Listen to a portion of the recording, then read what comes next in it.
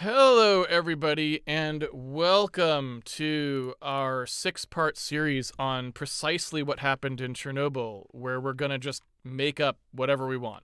We're not going to bother making it accurate at all. We're just going to, whatever we feel. What's important is that we feel like these things happened at Chernobyl, so that's what we're going to do.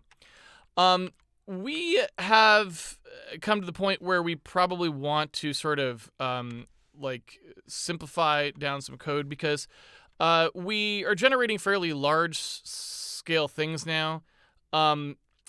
This whole thing has been generated now. Actually, there's world out through all of this, and if we moved through it would page in. But we had some bugs that this was uncovering in the entity unpacking stuff, which was always a little wonky because it kind of came in really late. It wasn't part of the original design, and we're like, wait a minute, this is actually the right way to do this. And so it's kind of shoehorned in there. And so what you can see is as we walk around this sort of basic world path thing, when we get to a part where it's going to unpack, it hits some problems. So really what we want to do is debug this, but we don't, I think, really want to debug it yet, right?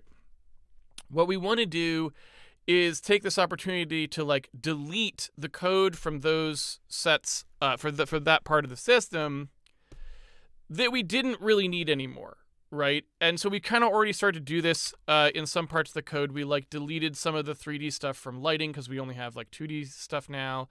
I mean, it's 3D, but it's, the world is kind of confined to a 2D plane area. So we just simplify the code down, and you always want to do this once you kind of know what you actually need. When you build code and you're doing exploratory architecture, we're trying to figure out what we're going to make, right? As opposed to just production architecture where you're it's exactly this spec or whatever.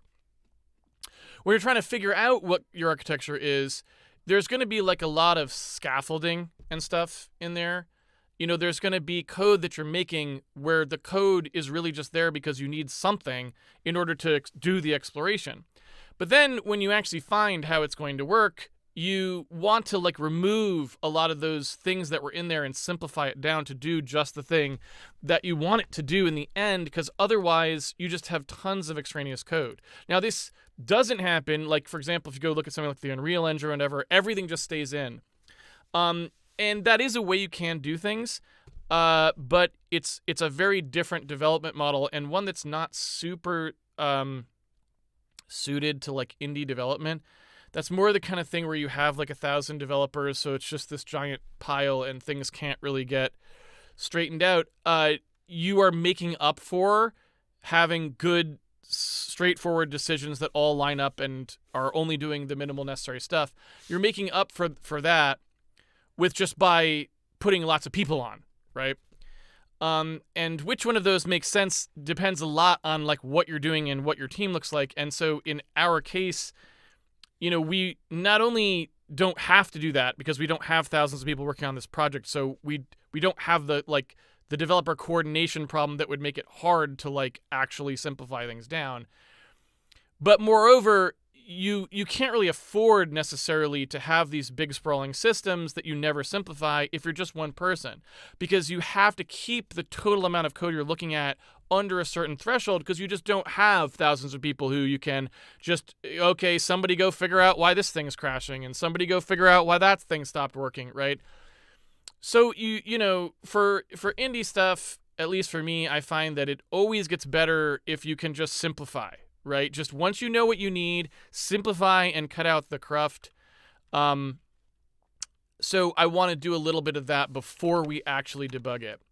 And so the first thing I would say is I want to pull Z out entirely because we don't need it anymore.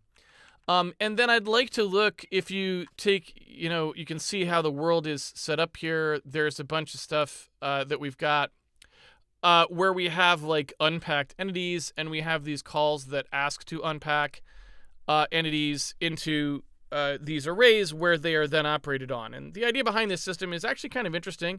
I'd never tried it before. It was something we just kind of came up with when we were doing Handmade Hero stuff. But the idea is that what you will do is you have some very large potential number of entities, maybe way more than you could possibly really handle if you didn't do anything. So, maybe you have millions, tens of millions, hundreds of millions of entities, who knows how many. But you're only dealing with a smaller set of them at once. And so it's not that unusual to have something like that where you put entities to sleep. That's a very common thing in games.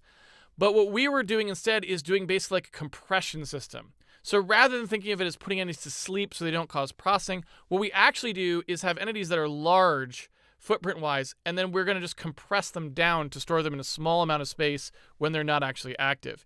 And this gets around a bunch of problems that you see like with entity component systems and things like that, where they have to go through all these machinations to have the storage be coherent and easy to access in like an array format. We just kind of get that for free, so we never have to even really think about that.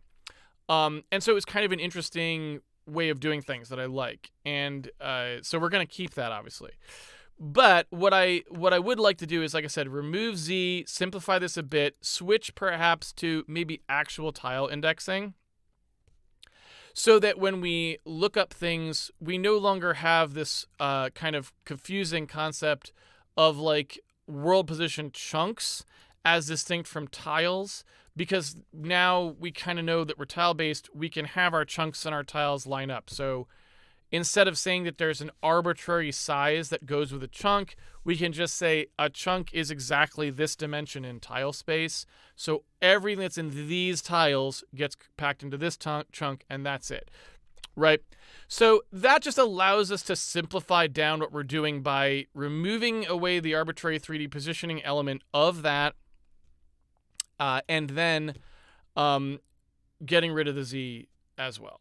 So that's kind of what I'd like to start with. It's very simple, but it's just going to take a little bit of processing, because obviously we don't, stuff is used throughout lots of parts of the game.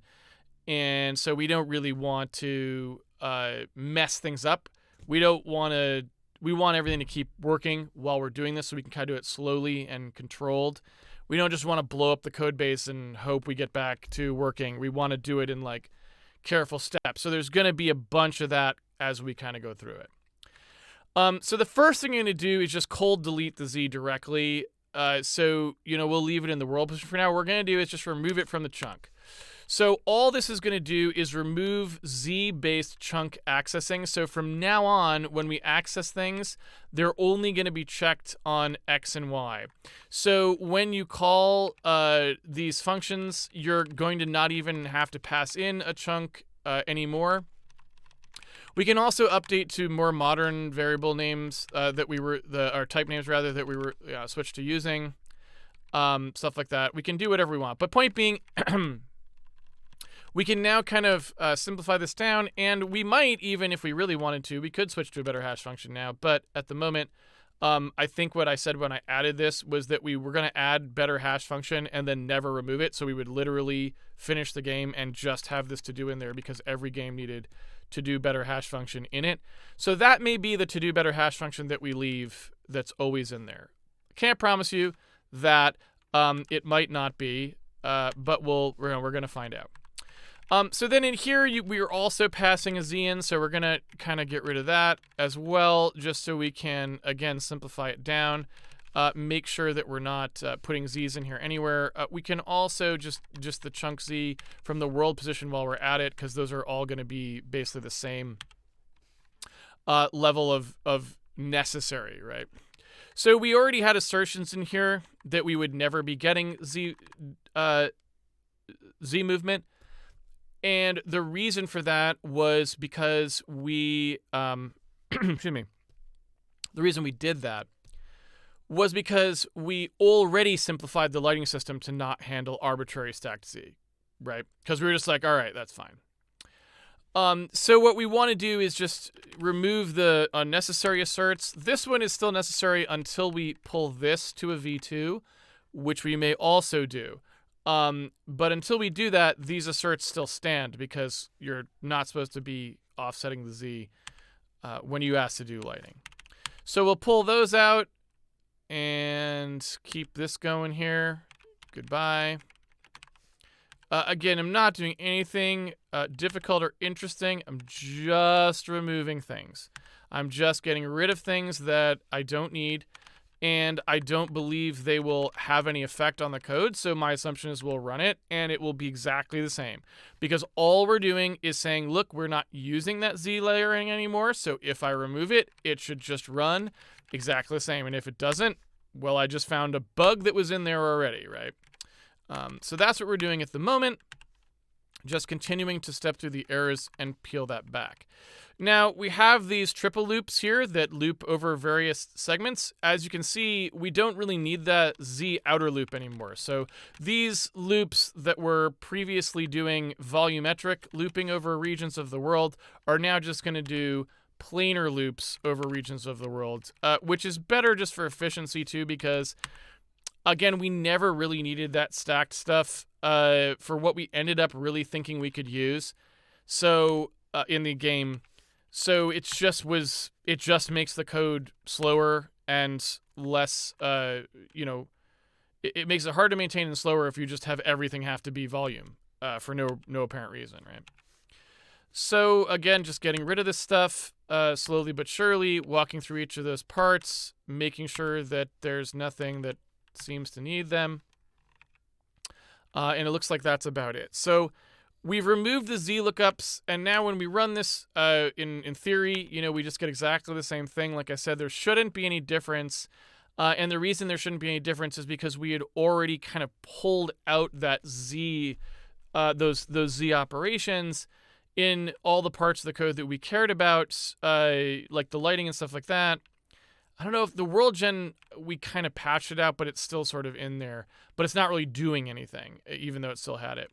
So just looking at it, it looks like, it seems like it's fine, right? No particular problems there. I assume, however, this will not fix our bug. When we go forwards, we should get the same behavior because all we did was stop looking at Z when restoring things. But the bug, whatever it was, unless it was a very delicate bug, which it didn't seem to be, it was very reliably reproducible.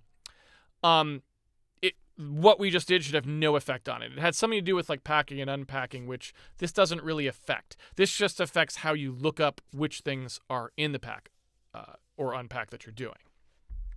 Okay. So that seems good. What is this to do here? Let me just read this, see if there's something we need to address while we're doing this. It seems like we have to store chunk XYZ with each entity because even though the sim region gather doesn't need it at first, and we could get by without it, the entity references pull in entities without going through their world chunk, and thus still need other chunks. Okay, so that's really a separate issue. I do think we kind of already addressed that, but I'm going to leave it in there so we can check it a bit later. Could make this just tile chunk and then allow multiple tile chunks per XYZ. Okay. Again, don't really care about that at the immediate moment. All right, so now I think we can take a look at what's actually going on in here. We have some kind of a little bit unusual stuff. So we have a ticket mutex in here for a change ticket, which is like would be where people are doing things from multiple threads. And just to be completely honest with you, when we started, I think I've said this before, when we started Handmade Hero, I didn't have very much serious multi-threading experience, right? Like, just wasn't something I'd done much of. This was in 2015, right, when we started programming Handmade Hero, and it was very unusual to run things on more than 2 threads at that time, sometimes 4 threads, but that would be like the maximum. Nowadays, I'm very used to like, hey, yeah, this thing's going to be 64 threads or whatever, right? And that's just how I used to programming now. So this stuff is just bad. Like, you wouldn't do this. Like, this is just stupid. So probably what I'm wondering is, does anyone actually do anything with this? And if they do, who is doing it? So, like, who is actually multi-threading something that goes through the world access, and why? Why are they doing that, right? And what you could see, just to give you a little bit of a background on why this is dumb, is because if you take a look at a structure like this, you can either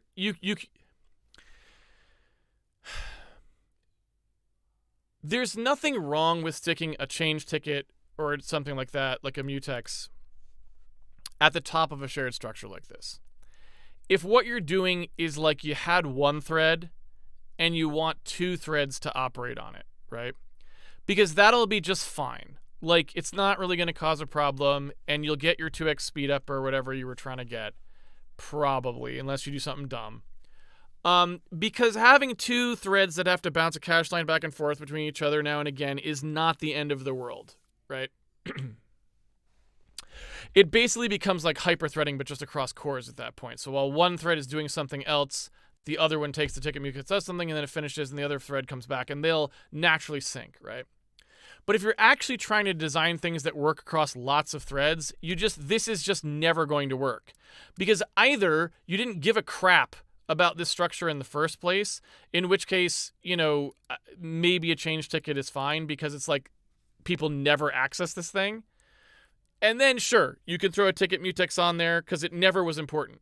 But this is the actual world stuff. So if you expect people to be taking a ticket mutex across the entire world, they do updates, this is going to run like dog poop, right?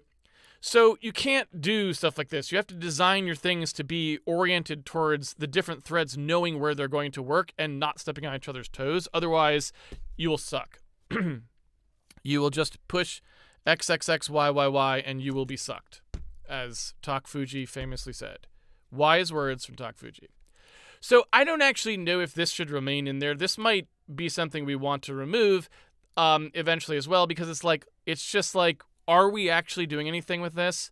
Or was it just kind of like an aspirational fantasy that someone stuck in there and they were like, oh, it's going to multi-thread. And really, it's not. I mean, unless we just want to run like 2 threads or something, right?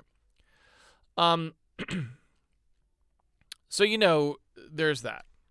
So anyway, that looks dumb.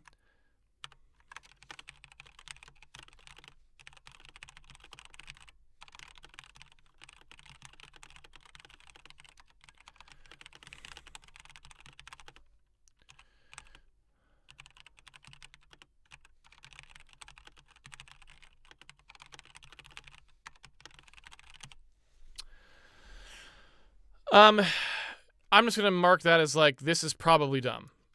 I can't promise you that it's dumb, but just like I see that and I'm like, oh yeah, like this was probably just written by someone who doesn't know multi-threaded programming, which was definitely me earlier in this series. If that makes sense. Moving on though. So what we want to do now is focus on the part that we actually need to fix and perhaps want to simplify. When you look at how the world stuff is structured, you can see that we sort of have the chunk storage stuff up here where we're saying, okay, there's like a dimension that each chunk has, and everything gets packed into chunks based on this dimension. This is the thing I think we can switch to integer, and we just make it be some number of tiles, right? Something like this. Then we have a game entry stuff, which we don't care about, and some of these like storage index things, which we may want to look at eventually, but that's sort of a separate issue. Then we have the part we actually care about, which is the chunk hash. The chunk hash is just a thing that you can look up a 2D now instead of 3D coordinate, and it will give you out what the world, like a compressed version of the world at that point. And you can unpack that, do some simulation on it, and then repack it and stick it back into the chunk hash, right? So it's basically, this is the permanent world storage right here. Now, this, we could actually move to the end. This is some temporary stuff, and all it does right now, it will probably just get deleted eventually. But all that does right now is debug. That's it. It's for our own edification. When we run sort of these things, we have no idea what our generator was doing. So I added those room and connection stuff so that we can display what the heck the overworld is supposed to look like. That's all that is, right? There's nothing else to it. So these can probably, and will just go away. They're just giant debug storage structs storing 64K worth of rooms and connections. 64K, not the amount of memory, but the count. As purely debug info, they don't do anything else. So then we go and we look at the other stuff that's going on here. We have the information about the unpacking. And I, again, this is the part that I think probably we just want to clean up now. I don't know what unpack origin is even about. So that's a problem, right? And in fact, maybe what I'll do just right off the bat here is I want to go look at how this is used so I understand. So we say ensure region is unpacked, and we do some stuff. We say, okay, since we're making this pass here, it does seem like we would want to just keep an updatable hash table, perhaps, and not just when we pass over all the entities. Yeah, so I don't really know what that means. Again, I don't remember how this stuff was working. So we'd look at a delta between an unpack origin and the sim origin, but I don't know what. Okay, so it looks like that gets updated each time. So basically the origin keeps changing.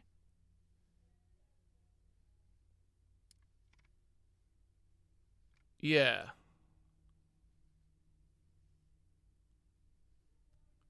So what it looks like we do is we just say, all right, at each time we go over the entities that we have unpacked so far, and we just say, well, we're going to update them to be placed at the location, to be oriented around the world location that we now orient them around, right?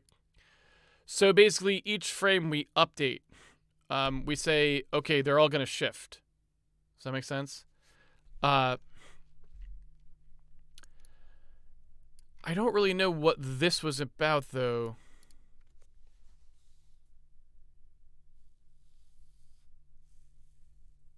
It kind of sounds like we already did this. I think that's what we are doing now. Right?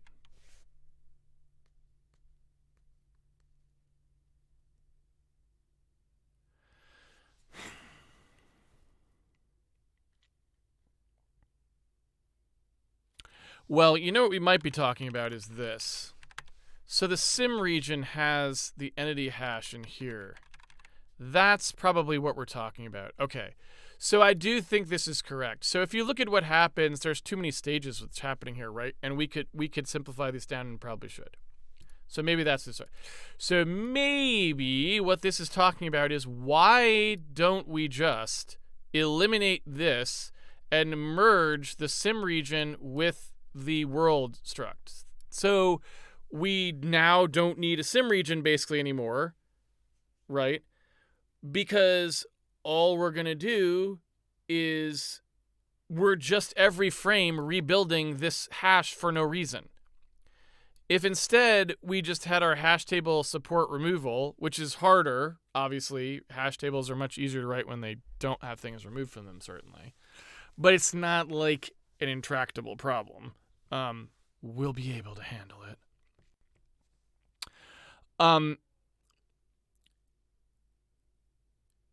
It seems to me that we should be able to just get rid of all of that entire thing. Like this whole thing can now just not exist anymore. Another way to say it would be, instead of thinking of the sim region as the active area that we're operating on in the game, instead we just have the world is just cached in that way, right? Now, the problem that I see with this,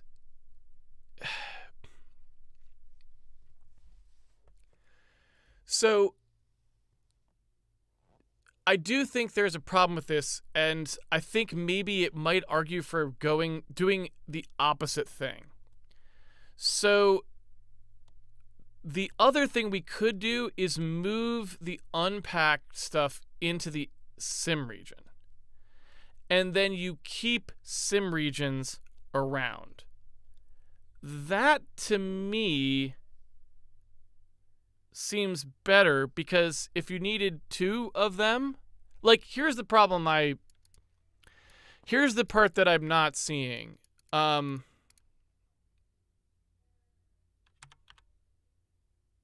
Well, So the only reason to do that, though, would be because you want to be able to store the pack center, right? Like where you were unpacking and packing about, the pack origin or whatever, right? And so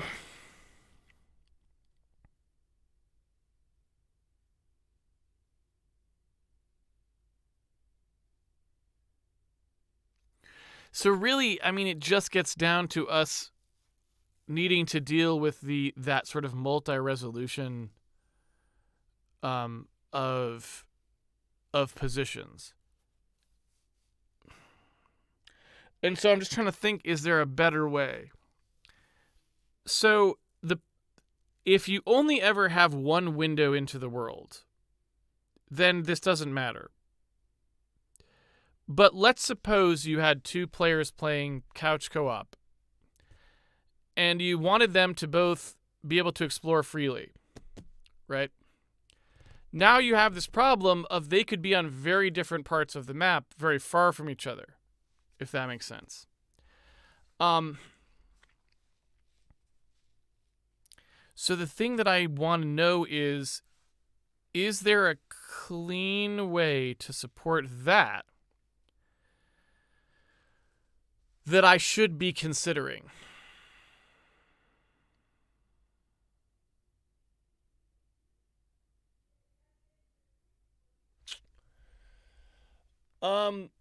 And the problem you get is when the simulation center for those two things drifts, like when they're too far apart, you get some entities that you have unpacked that want to be around one simulation center, and some entities are around a different one to maintain floating point precision. And that, I just don't know exactly how to deal with. You could do a thing where every time you try to deal with two entities together,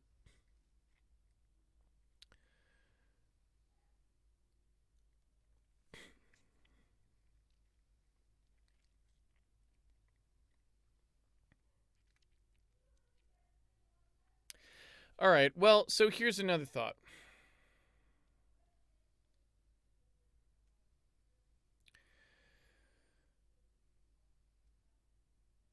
We could do something where you sort of have people bucketed, because we have other needs that we're not addressing right now.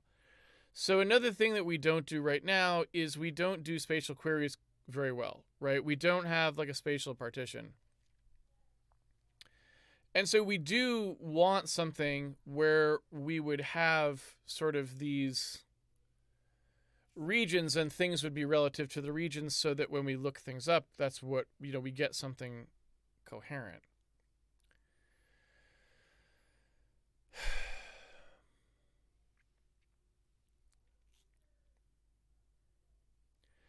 So, I mean, if we were to store things bucketed that way,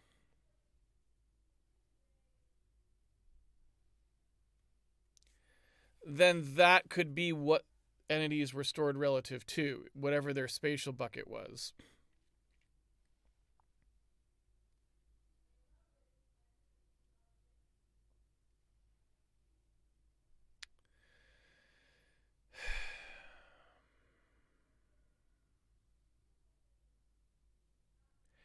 And then, like, when you do operations on things, you loop through the buckets, so you always have a v3 offset that you apply, right? I mean, that sounds good in my head as I'm going over it. I'm sure it's probably actually sucks. And, like, it's just too complicated, right? And it's like, yeah, it would be better if you just use doubles or something, right? But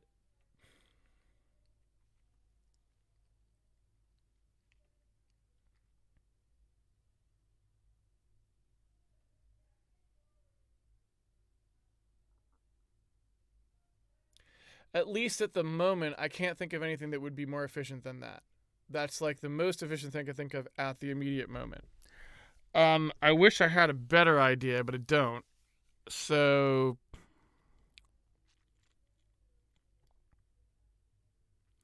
that kind of feels like the right thing to do.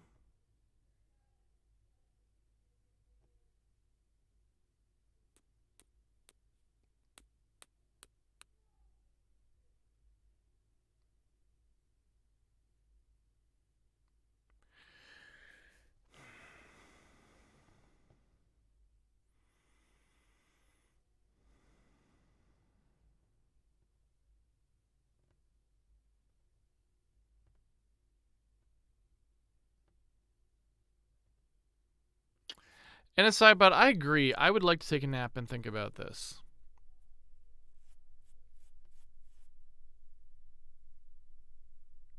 Because I'm pretty sure that what we're doing now is too complicated. It's not really necessary. But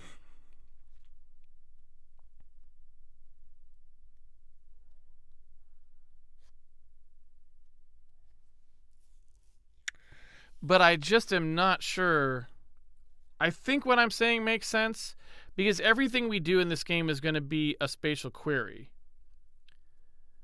And so if you just always loop over the spatial partitions, those would give you your like v3 base offsets, and then you add the offset off of that for your entity when you do your op.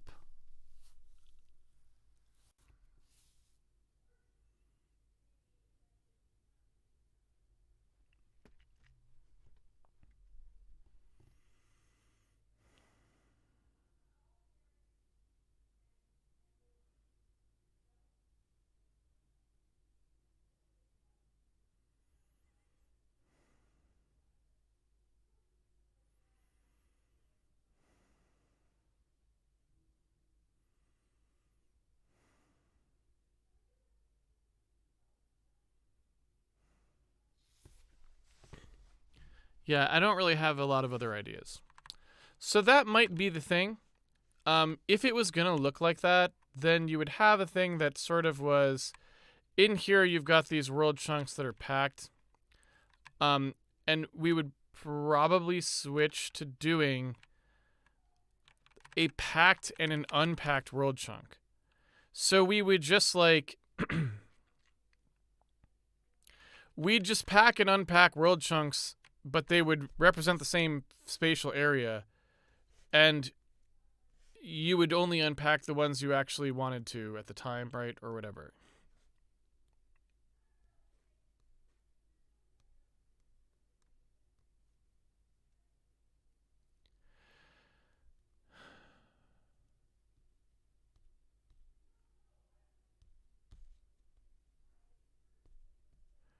Not sure what the last used entity storage index is either. Let's take a look at that while we're thinking about this, just to see what else is going on in here.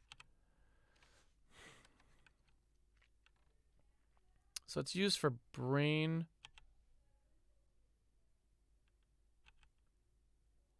So basically, this is just a way.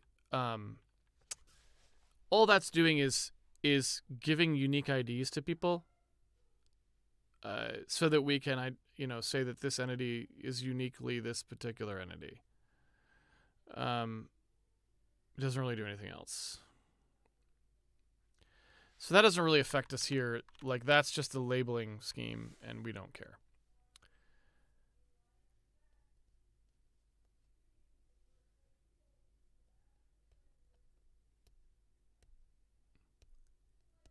So I might go ahead and say, for now, maybe this is just like packed world chunk.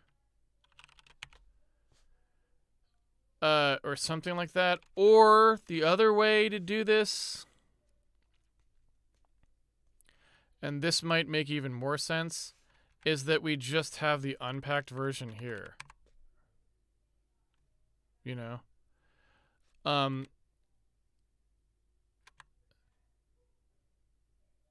So much like we have a world entity block, we have like an unpacked entity block. So it would really be this is really the only thing we would change. So this is a packed entity block, like so.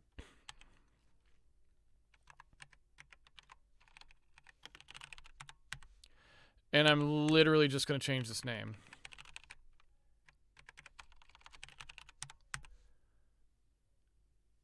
I'd also like to know why there are two of these. What's the... Does someone want to tell me what's up with that?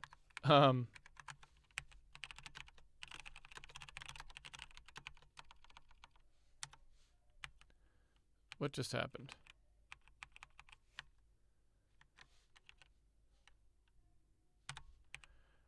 I don't want reverse, so I want replace. How do I replace things? I don't actually know.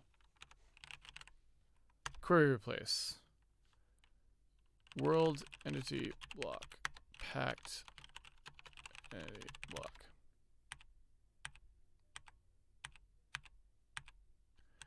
All right. It's behind my head and I can't see. Seems bad.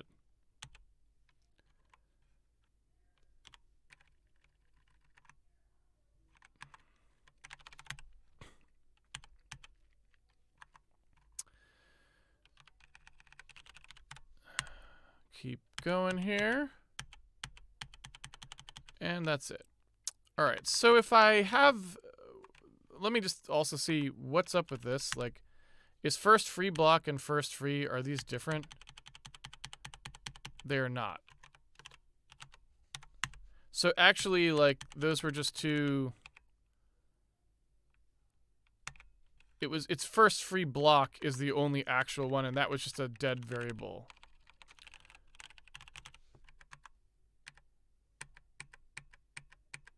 Yeah. All right. So we have the packed entity block here, and what I'm sort of proposing is maybe we can get away with something as simple as having like this, right? An unpacked entity block.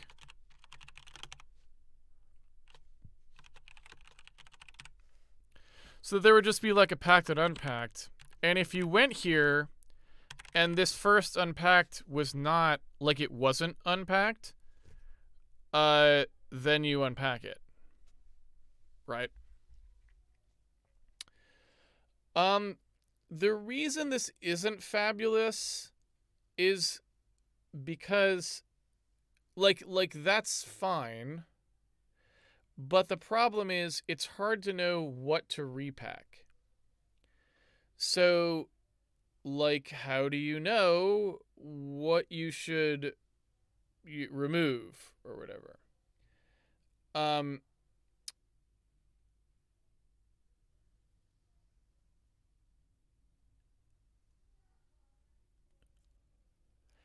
And maybe that's always spatial, meaning maybe the way you know what to remove is you always just pack things that are in the opposite direction of where you're going. So like as you scroll, you just unpack, I mean you unpack what's in front of you and repack what's behind you. So it's always just spatial. That could work. And maybe that just does work. So that's what I'm proposing. We have an unpacked entity block there. And then what we do, okay, that's no good. And then what we do is we say like, well, there's going to be an unpacked entity block. And that just has some number of entities in it. Right? So like there's 256 entities, or there's 128 entities or something, right? I don't know how many. That's probably too many. Like, you probably want something more sane. But you have an unpacked entity block, and the unpacked entity block is, you know, some number of entities that get unpacked from these packed blocks as they get streamed out. And then what you would do is you would say, well, first of all, you wouldn't say this. You'd probably say something more like that. But point being, you would have some number of entities that are stored here, and you probably need to keep a count as well. So you're probably looking at something, actually, probably this number, now that I think about it, is not really going to be that relevant because these are huge, right? So you're going to have something like an entity count here, and maybe this thing should be significantly less. I don't know. It depends how big it is. We should tune this number to something based on kind of what we end up seeing happen. But you'd have something like this where you have the entities, and I don't know, it could be that we don't even bother to store a count. It could be that the entity themselves just has ID of 0 if it's not a real entity. I don't know. So I'm not sure what that should look like, but it would be something like that. So then when we want to actually do work in a region, we do it this way. So the entities get unpacked directly into the world chunks in which they, you know, where they actually belong. And then the sim region just doesn't, just doesn't have any storage in it at all for that. you just get rid of the entities themselves. They wouldn't be in here. And so this like entity hash, it just wouldn't be there. Yeah. And so the only thing that doesn't do for us is we don't have the ability to look up the entities by ID. That is what was happening here. So that brings us to the part that we were talking about before, which is how we want to merge these in. And that would just be probably via the entity hash. We would just, these would come over here. I'm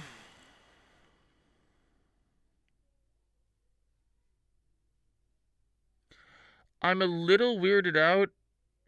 So I'm assuming the entity structure has a next in hash pointer? Because how do you resolve? Does anyone know how you resolve? Not that one. Where's our entity type? Oh, it's down here.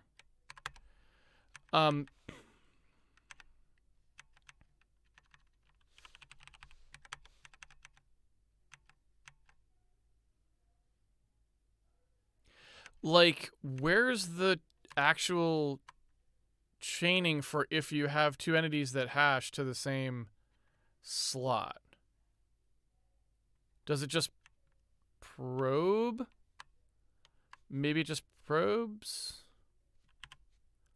Let's take a look, because that's a bit weird, right? When you add an entity to the hash, it's gotta put it in somewhere.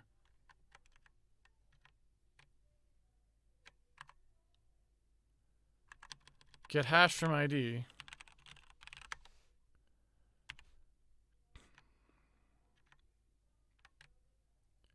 So yeah, it looks like it just does probing. Which I don't know that I would keep. I would probably just chain at first. Because implementing a hash table that does probing with deletions is much harder. You have to be very careful. And so I probably wouldn't want that to be the first implementation, because that would be something you'd want to actually make sure you get right. Chaining is almost impossible to screw up. Like, it's much easier to, if you have a bug, it's glaringly obvious, usually. So you can get it working much quicker. And so I would probably start, if we were going to do removal, I'd start with a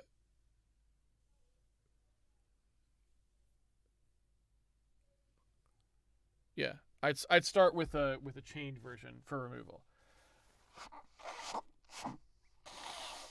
Because chain removal is much easier.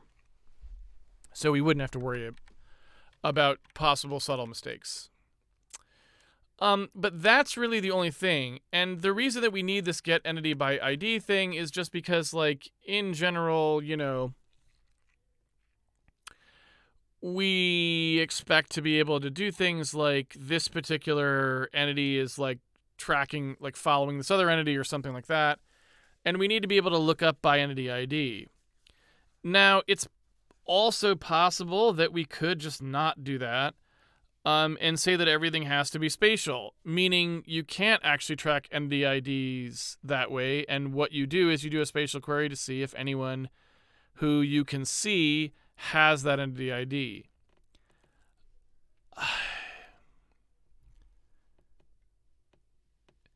And I don't know, that might make some sense. I think maybe get entity by ID, it would be nice to look to see like where that's used, because it's possible that we really just shouldn't be doing that, in which case we wouldn't need the hash table. But I just don't really know who's doing these lookups. So get traversable will not be an issue. We can fix that one easily.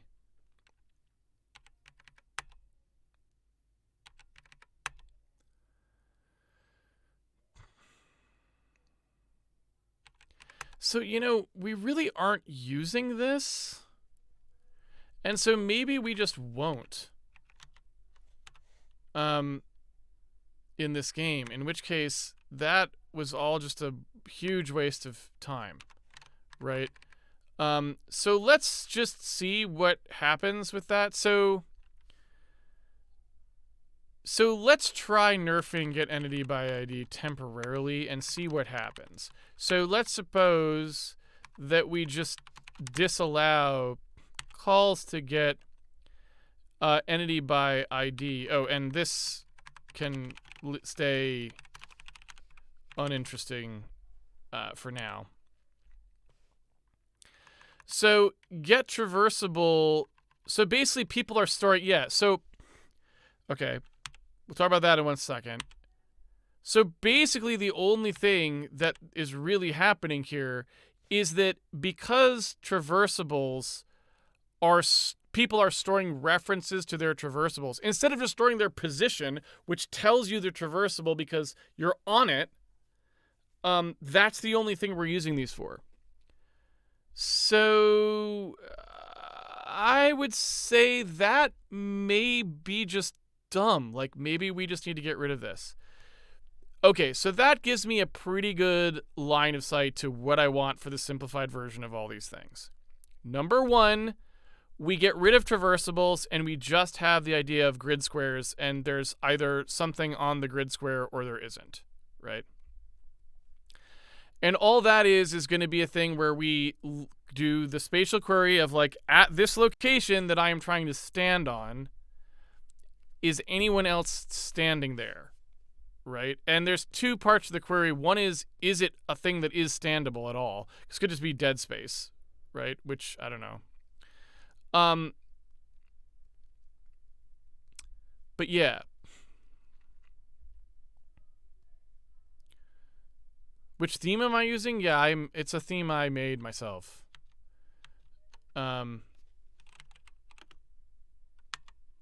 I don't really remember where it is right now, but it's like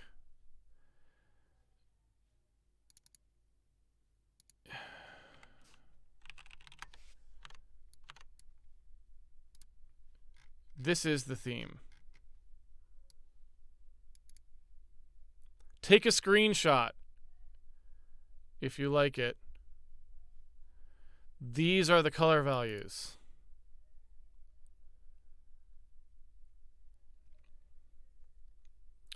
Can I share the theme of the source file? Is it not already in the 4coder distribution?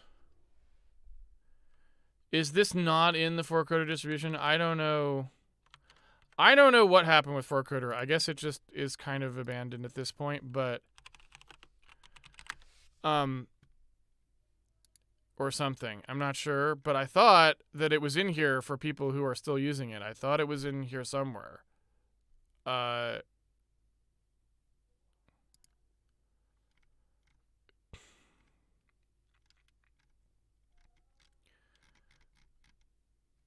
Maybe not.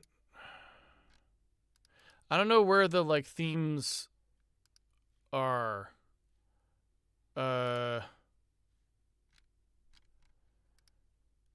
So there is that.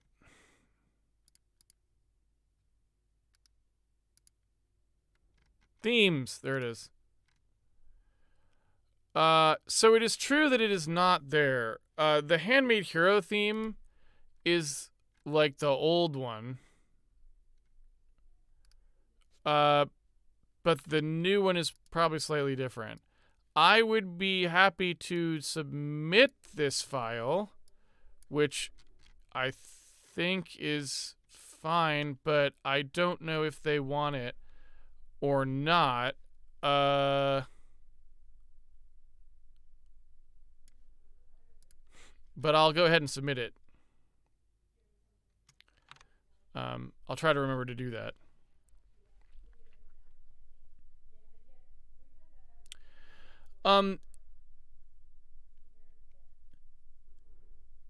Yeah, if someone want, I can just submit this. I don't know if anyone wants it in there, but Ryan's theme is similar to mine, but it's not the same, I guess.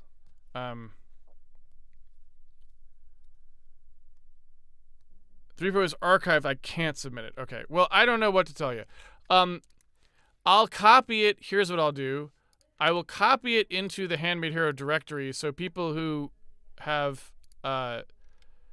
pre-ordered the game and have the Handmade Hero source code can get the latest one if that's what they want. I'll put it in MISC. So there's a theme KC4 coder in there, and I'll just replace whatever it is. So the new one will be there, hopefully.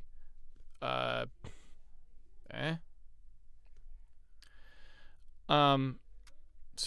there's that. Tarius Python, if you have a different idea, you can email me if you want, and I'll just email it to you, and you can put it wherever you want, or clean it up so that it's got garbage in there. Because basically the way I did it is Ryan, I was switching to 4-coder Flurry, and he sent me like his theme, and I replaced all the colors with mine because I was trying to merge with his code base. So it's still got like comments from him in my theme, which are probably wrong because I didn't bother fixing the comments. But it's got the right color values, which is the important part. You know what I'm saying?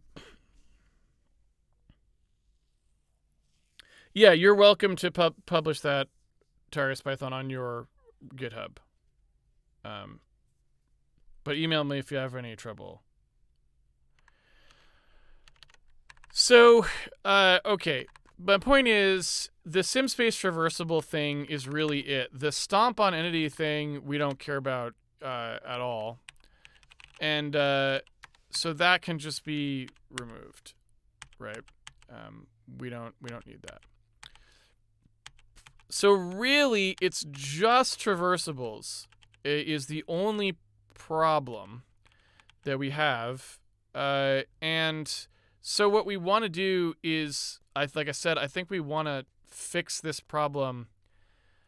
Like we want to handle this differently. Like we don't really want to do it this way anyway, because we want to just be permanently tile-based now. That's what we decided. We're not going to have any non-tile-based square occupation. So you're always occupying a particular tile. And so we don't really need this notion of traversables anymore. So it looks to me like we have now determined what we need to do. What we need to do is we need to change the idea of traversables to be based on an actual position. That's what we actually need. All right, and so to do that, let's go through and look at all the ways we're using traversal, and let's just change it to be less stupid. Okay? Oh, OA Labs is here. OA Labs is like a place we raid often at the end of Handmade Hero, because like they're one of the only streams doing any thing that is actual like C programming or low-level programming. They do like reverse engineering, which is really cool. If you've never seen it done, it's basically when you take file formats or executables or things that like you didn't program and the source code isn't available, and you actually like look through the binaries and sort of meticulously piece together using various clues what you think the code is actually doing. And there's like entire tools that you use to do this that like you can use to like tag locations as like, okay, I think this location is like the entry point for like this function. And then it will like anywhere that's calling that location, it will show the function name now. So it like helps you. It's a lot like playing a video game where you're piecing other clues, only instead of it being an arbitrary exercise that you're doing for fun, you're actually figuring out how something is working that you've never, that you don't have the source code for, right? So it's a pretty cool stream, and you guys should check it out. Normally we raid them because we're done streaming and they're still streaming, but it looks like today we're the late ones, so they're raiding us. So welcome everyone for OA Labs Live. Good to see you all here. I don't know what you folks were reverse engineering, but I hope it went well.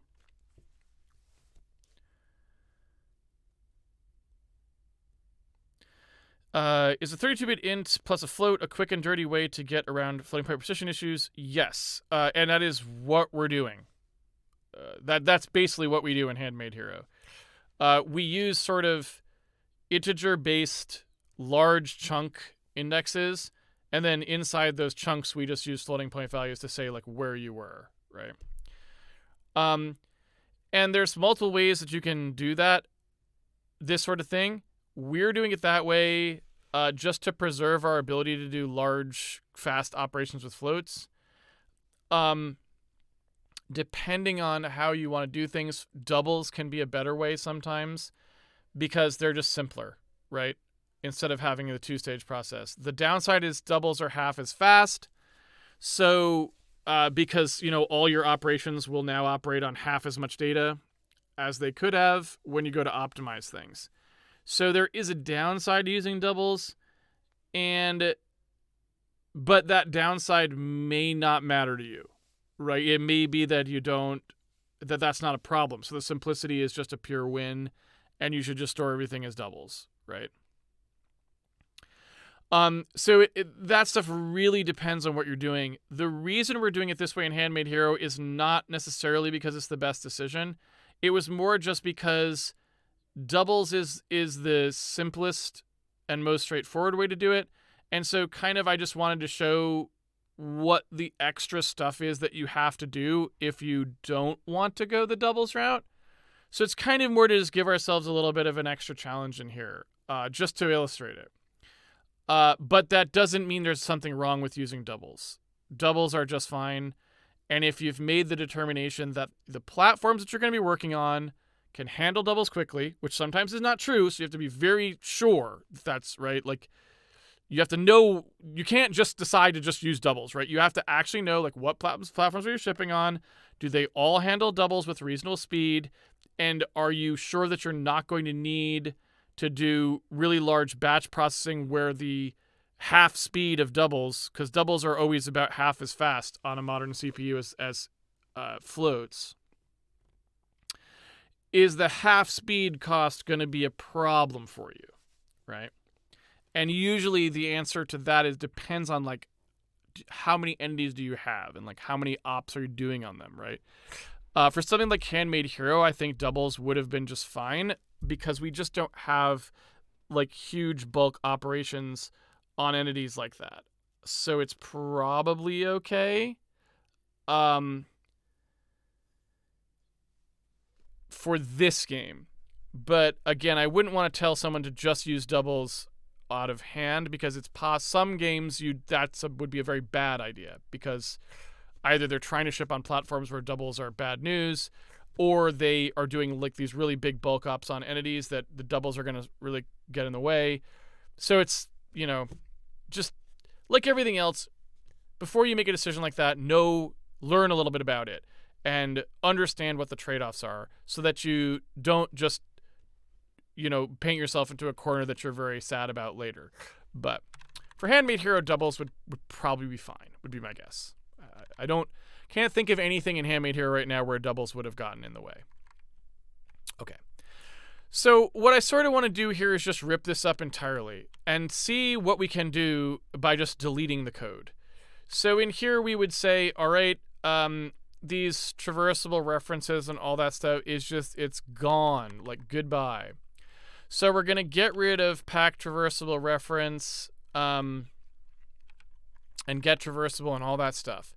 So this things where we call like these, get simspace traversable, those things, we're going to remove those and replace them with new calls that are just based on spatial information and that don't do anything other than use the spatial information. And this is sort of the same as collision detection, but it's just very simple collision detection where we don't have to worry about numerical precision, all that stuff. We're just going to say, literally, does anyone occupy this exact tuple, like this XY integer? And if they don't, then we're okay, right? So we're going to try that. We're going to see what we can do here. So when we look at things, we've got like vacate, transactional occupy, is occupy, this sort of stuff. And we still want these basic operations. And so, you know, I don't know that I don't have a problem with it being called traversable reference necessarily. You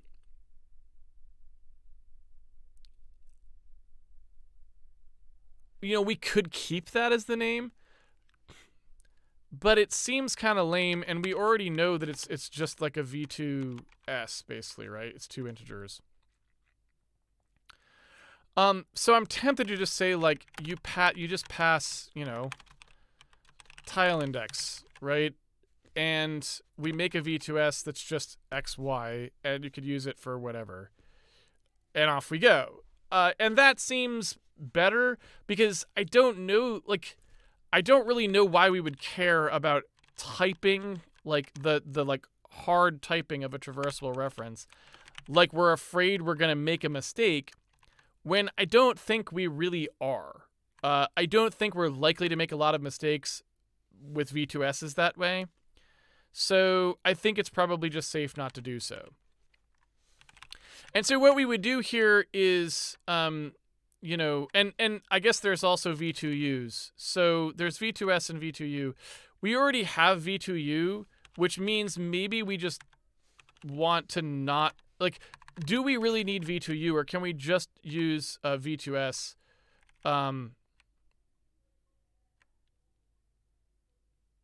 for everything?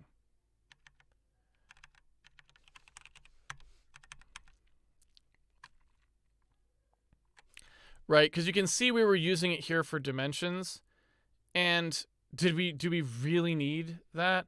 Like, could we get away with signed? Because I think we'd like it to be signed. Did we really need it to be a v2u, right? So I'm going to do a to-do here. Can we replace v2u with v2s so we only have one? And that's just a question. I don't know the answer, but I'm going to go ahead and ask it anyway. Okay. So we're going to have functions here. And, you know, we could also do, like I said, we wanted to kind of modernize some of our naming here to get more in line with stuff, the way that I name things nowadays.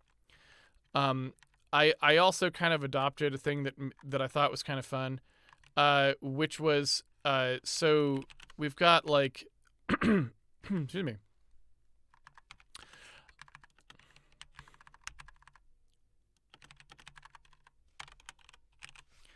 We got this, which is like we sort of say like, oh, if we define function to be static, then you can actually write a parser that actually will know where functions are.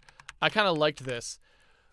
It will know where functions are in multiple languages because several languages use function as the way to introduce a function.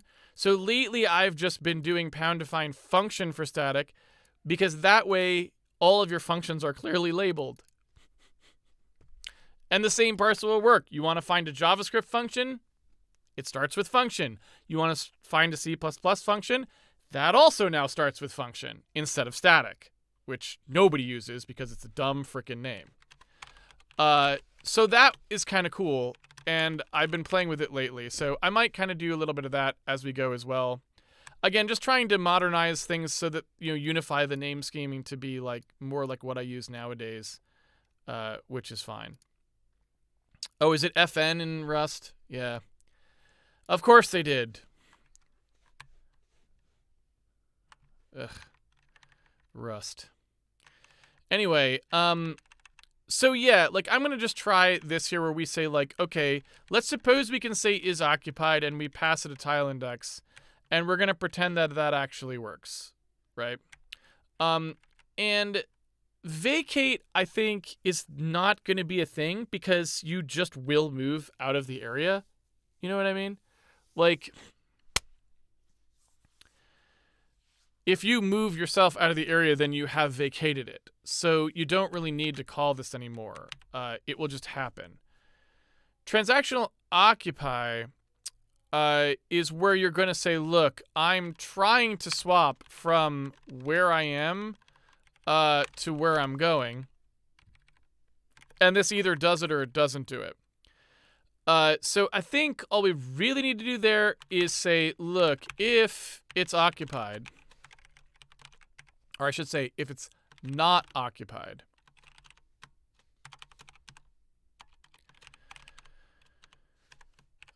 then we update it. Like so. Otherwise we don't. And I think that's it.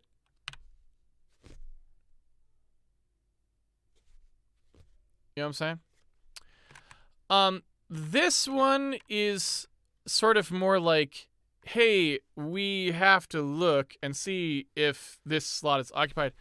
The only thing I'm not sure about here is I think we want to change the phrasing of is occupied. I think we want to say like can be occupied or like has room for entity. I don't know. Like we want something that's more like asking the question, could I, if I was an entity who occupies some amount of space, right? We want to occupy, we're trying to like occupy a square and we need to know, can we? And the reason I want it to be clearer is because it's possible that a square, in theory, I think we want to sort of, I mean, maybe we don't, but it seems like we want to be able to say, look, what we're asking is, can we stand there? We're not asking if it's occupied because maybe there's nothing there and you can't stand on it. It's just an empty pit or something, right? So I don't really know what I mean by this. I'm not sure. So I don't know. Maybe it should just be is occupied. And it's like, look, things have to be occupied, otherwise you can be in them. I don't know.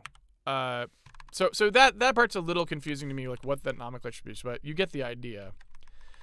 This we're going to have to actually implement, but for now we want to try and go through here and actually like sort of fix the rest of the code that was doing stuff.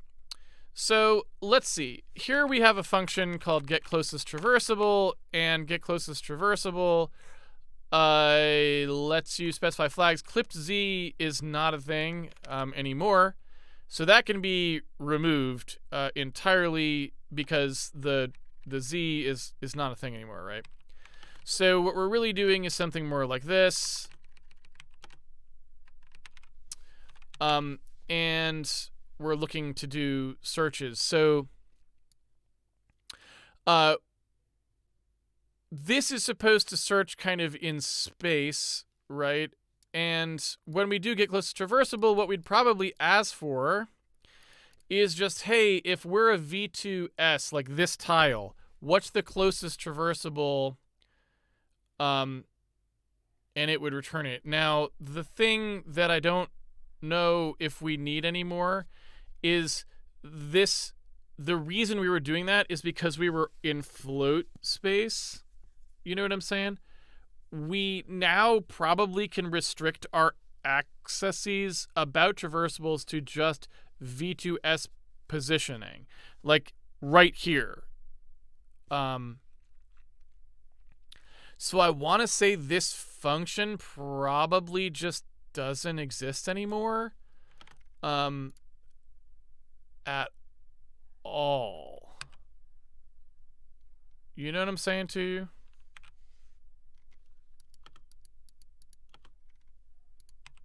How come I can't? Oh, like why can I not? What did I do? I want to delete you. There it goes. I must have been hitting the wrong key or something. I'm not sure. So yeah. Okay. Now get closest traversal along Ray. I don't know who's using that or for what. So I'm going to search for it and just find out.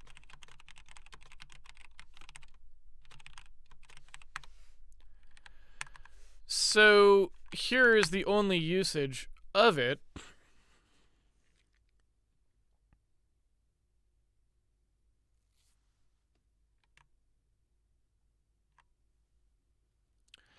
And it's just for the familiar. So yeah, we don't care about that either. So most of this code is just getting like thrown away, and that's good, really, because most of it is bad, right? So good. Everyone's happy. It's all good. Align to movement voxel, is that a lot? Or get movement voxel index.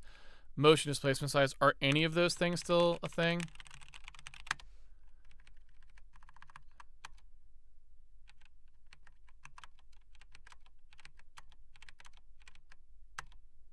I mean, I don't think they are.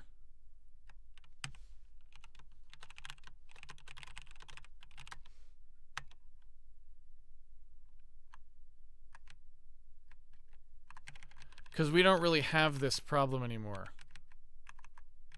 Right? I don't think that's a thing.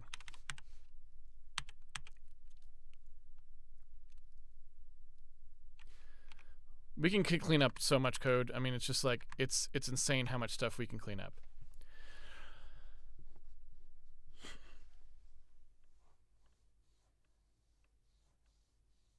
Is crossable. I use this term. Lemmings game. What Lemmings game? Why wasn't I notified that there was a Lemmings game?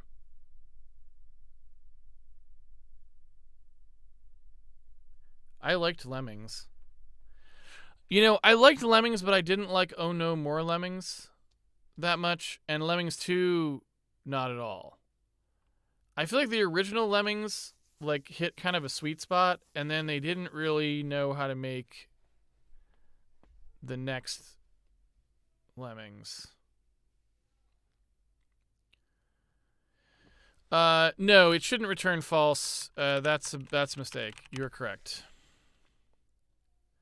Where is this Lemmings game?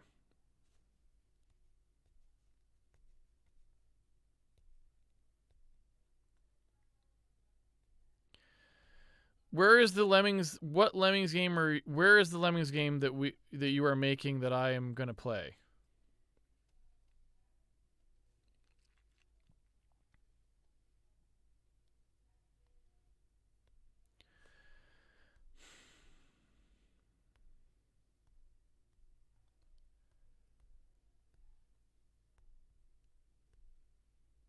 I demand more information about this Lemmings game. Stream will not continue until the Lemmings game is found. That is correct, Bulminator. Because nobody's ever really done a proper successor to Lemmings, including the people who made Lemmings, which is DMA Design, which went on to make Grand Theft Auto, amusingly enough. I mean, the same studio. It wasn't really the same people.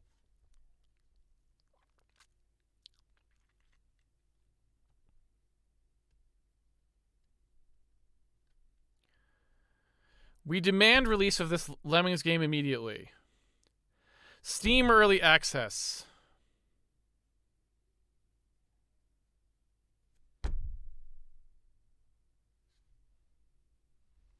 Lemmings VR.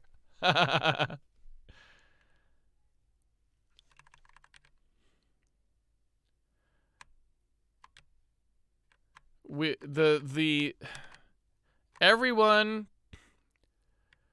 will continue to have to sit in silence with the lights off until the Lemmings game is released.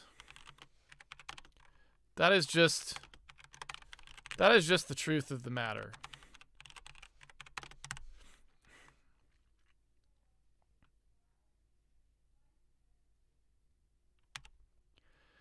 All right.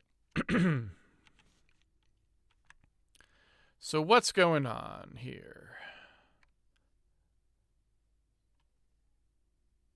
So what we want is in our entity structure, we want to have like some kind of a idea about which tile this thing is on. And so it's just gonna be, there's gonna be like a tile index, right? And so the tile index is gonna have to be combined with one other thing. And I don't know how exactly we want to do this, but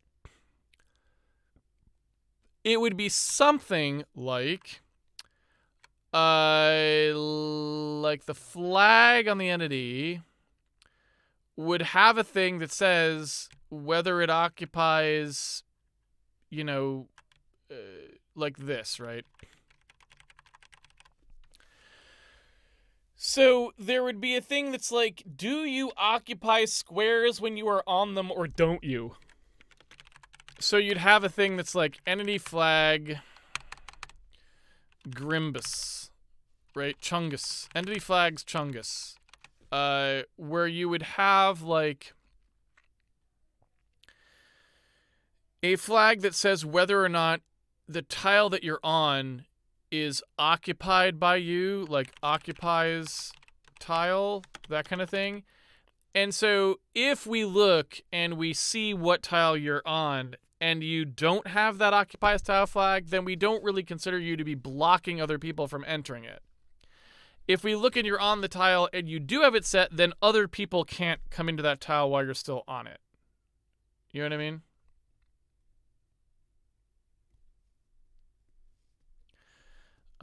So yeah, open world Lemmings.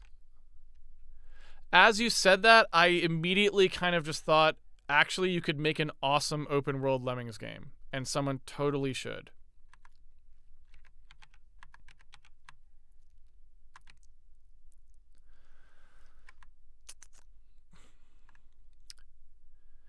Okay, so on here we would just say if there's a hop requested, we're gonna say like which direction are you going, and this is all just kind of nonsense. So really we're just gonna do, we would do a sign of kind of an operation on this thing, right? It would be more or less it would be more or less this. So it would be d tile index, and in here we would say like the d tile index equals like d target x less than 0. Then it's -1. Otherwise it's 1. And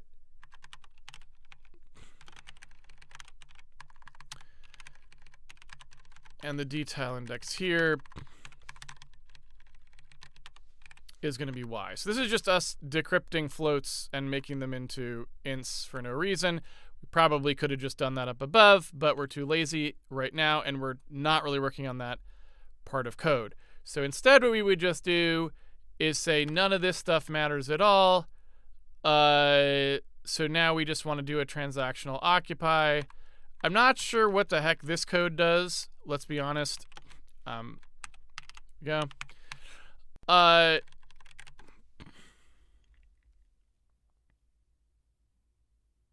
It looks like it's just checking so that you don't do the same thing. I don't know what the point of this is. I really don't. Because it seems like you could just do transactional occupy and then not do this.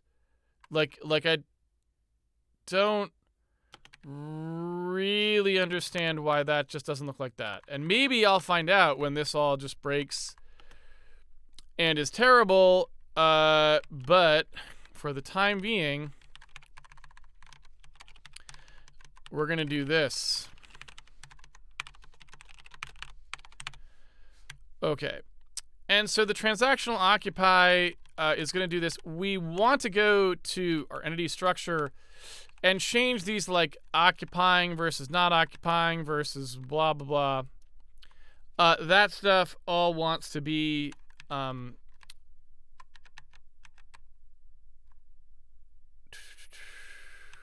V2S's. This. So those are like the tiles that you're on. So that should work just fine, I think. And this is now the hop target instead.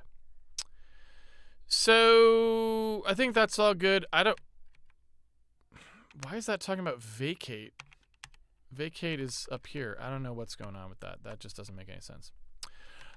So this is all fine. We don't care about that at all, because now you would just be deleted, so we would check the deletion flag. We'll have to remember to do that.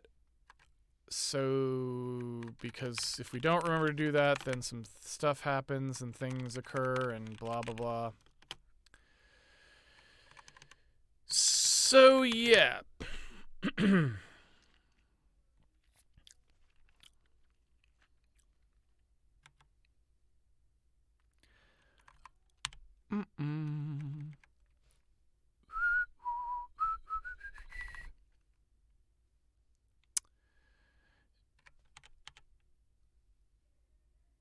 Ref is an undeclared identifier. How is it? Is it like misparsing where these errors are? Because there's no... That's just wrong. That is not the error. You can see right here that the error is binary plus. No operator found. Right? So there's some kind of weird, like, for-coder barfing happening there. Anyway, if I adjust my monitor... if we go back to our crappy math library and just take a look at operator plus, which, by the way, this is also done wrong. So one of the things I've learned recently that I just happened to notice is that if you're not using templates, which you usually just don't want to do because they usually just suck, even though they're what you would want to use for this if they were not terrible. If you're going to do like multiple versions of Operator Plus, just put all the versions of Operator Plus together. Don't do it by type, because they're all the frickin' same and it's just cut and paste, right? That's why I say this is what templates were supposed to solve. It's just they suck, so you don't end up using them, but you would normally want to. So if you do it, just that way you can see that they're the same and it's easier to manage because you know it's a kind of cut and paste thing where you would rather be doing something else. So, you know, if you're not using templates and you're going to do a duplicated code like that, I would recommend now not doing it the way it was done here, which is the way I used to do it, but I changed recently to putting the same operator together, right? So, yeah. A macro festival, yeah, you could try to do a macro festival too. What I actually did in my actual standard library for Molly Rocket is there's just a generator program.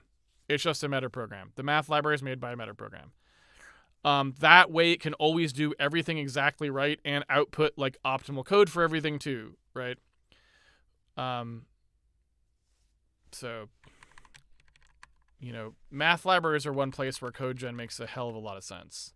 Because they're just really repetitive, but they have lots of weird interior special cases where you want to be able to like check like, oh, if it just so happens to be this way, then rearrange how these two things are done or whatever, right?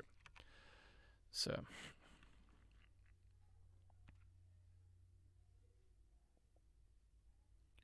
This is one of the things I was about to... What's GLM? Glum.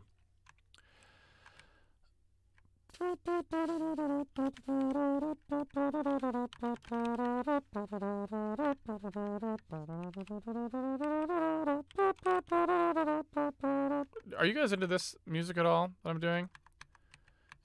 It's really, really good.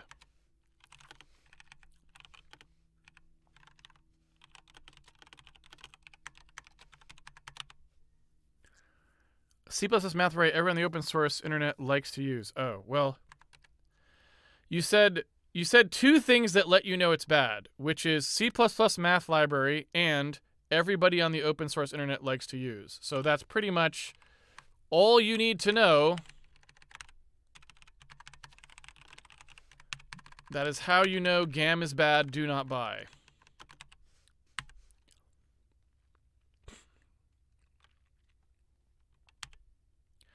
I take requests. Do you guys have other requests for programming songs that can be played on the math trumpet like that? Mouth trumpet. I probably am not allowed to say mouth trumpet on a stream that's marked okay for children, right? I mean, it just sounds dirty. He's playing the mouth trumpet. Not, right? Probably not allowed to say that. I don't know. Maybe I am, but I'm probably not. Okay, so oh,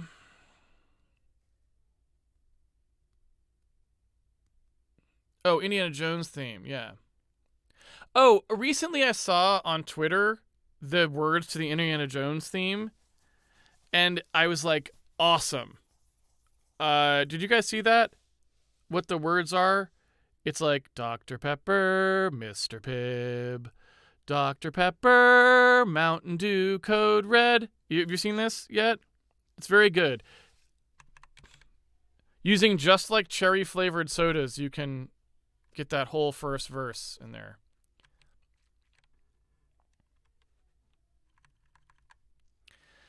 Transactional occupy. So this unlock. So this is a little bit dicier because the occupying thing, like, we don't really have a thing.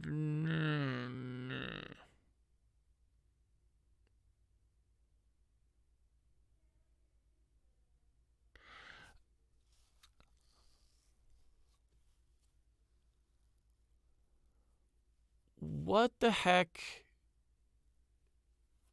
is going on here anyway? So why did we need to check to see whether what the square was it was occupying was valid or not?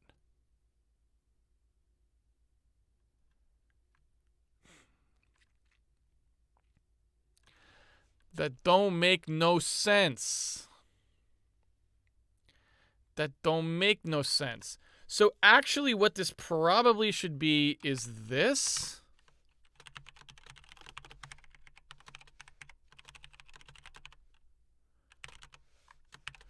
Right? That's what we're actually saying.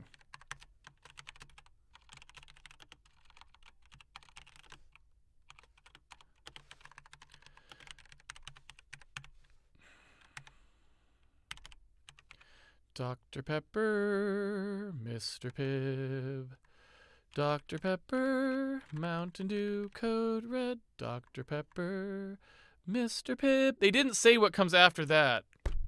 Presumably there are other sodas that you would have to put in there, but I'm not sure what they would be.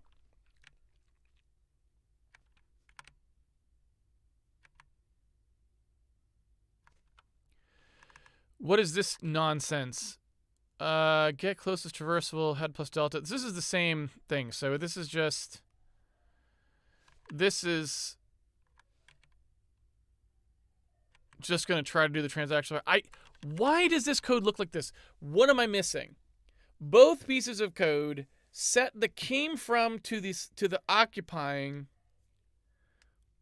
when they did this, but then they already had a test to see whether they could go forward or not.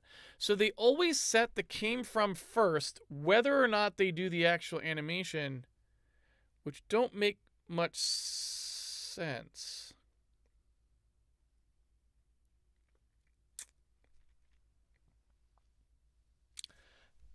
I'm just gonna get rid of it for now, and then I'll deal with the fallout later. Like the Trinity project, right? We'll deal with the fallout later. We're just gonna blow up the plutonium, and, you know, who knows what's gonna happen to the little babies. Sorry, babies. You were too close to the tower. Let's see here. So what we would do is none of those things. So this probably is what we're arguing might be right, but we don't really know if it is or not. We're sort of giving it the old college. Oh, that's why. Because you're modifying it here. Oh, yeah. Yeah.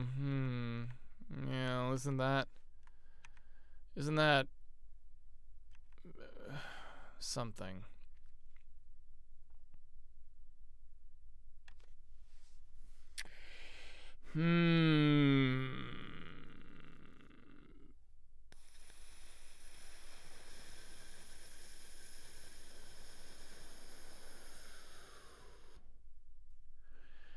Do I want to change how that is happening or not?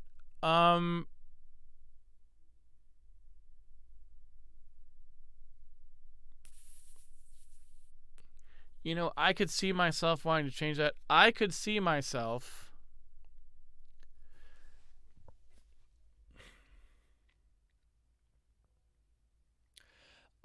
someone such as myself changing the transactional occupy thing to work slightly differently anyway. So what we're going to say here is actually no, we're not going to do that. Probably not going to do that.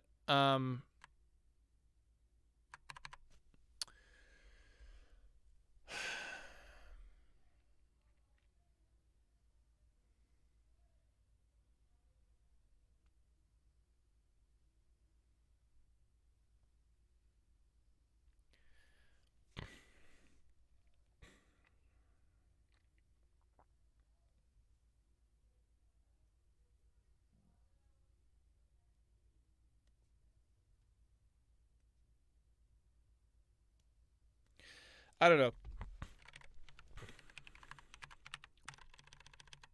What I do know is that occupying we will probably replace with tile index.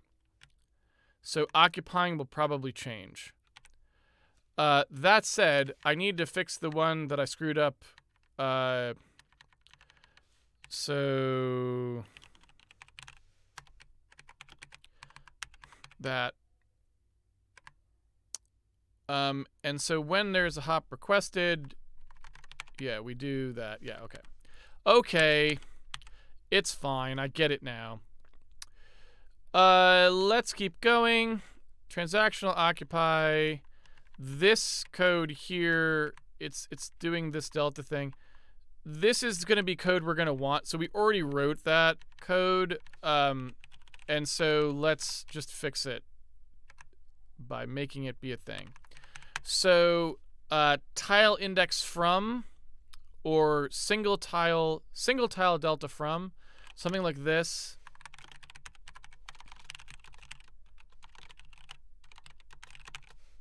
And we pass it some nonsense garbage, and it produces the single tile delta from that, right? So up here, there's going to be a thing that's like single tile delta from, and there it is. And this is the result, and the result is you, and you understand the result. This is really just some arbitrary vector. Like, it's just, it doesn't even have, it's not even unit length or anything, right? It's just literally some vector. And we're just going to go, like, we're guaranteed to give you something that sort of goes in that direction, right? That's all we're doing. I don't know if that should be like a v3 that we pass in or a v2.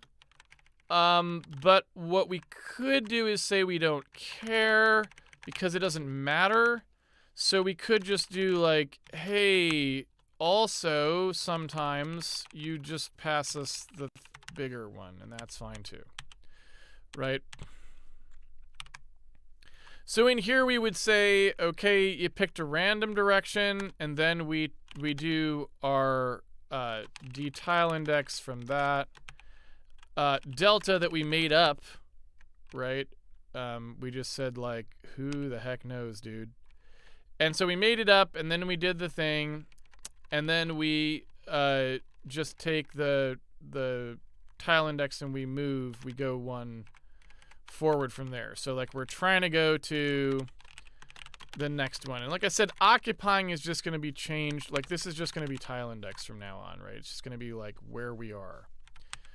And in fact, I can just fix that already. Like if we just go to entities, we could just say, yeah, it's just going to be occupying. It's fine. Relax about it. It's cool. Similarly, this is all nonsense now. So this traversable code, those can all go. Those are goodbye. Thanks for playing, but not so much anymore. So came from is going to be here, but occupying isn't. Right? So that'll generate a bunch more code we can delete, which is really all I'm in it for. You know what I'm saying?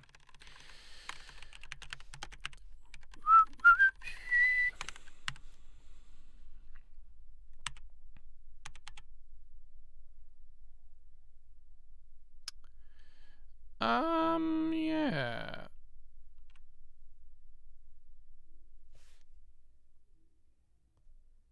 What is this about? So I could have left these in. I mean, I didn't. Maybe I should have left in those checks.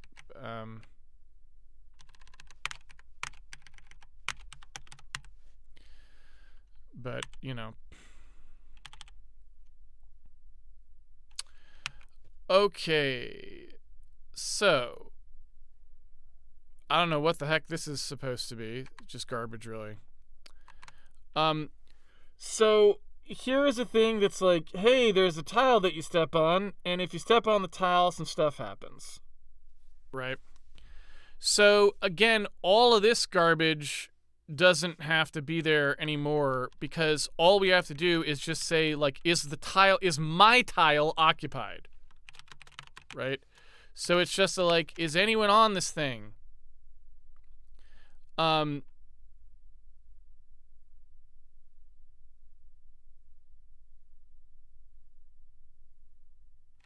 don't know what the heck this is for. Previous occupier. Do we do something with the previous occupier? Oh, it's a thing to make sure that the previous... We don't... Yeah, I don't know what the heck that's for.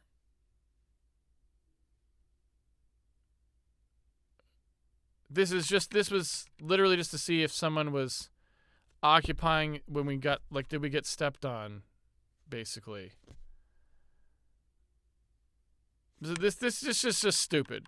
This is just garbage code. Look, where is the... So this whole thing, this is all garbage. This is all going away. Goodbye. It was not nice knowing you. You were lame and dumb and I don't like you. So all of this stuff is gone. That's just goodbye. Right? So this stuff should just be like, look, if this is occupied, the space we're on, so whatever this tile is, if it's occupied, then we want to... We don't need to check if it's valid, because it's obviously valid, so I don't know what the heck that means. So we're definitely going to do this, right, if it's occupied. Wait, what exactly was this checking? Just if there is a traversable reference or something? If it changed. It's just if it changed. So really all we want to know is here, like, there's going to be a thing for these switches that's like, was I occupied before? Right? Like, was anyone standing on this tile the last time I checked? Is what we actually want, right? And so, like, the switches and crap, it's really just about that. So there would be a thing that would just be, I don't know, something like...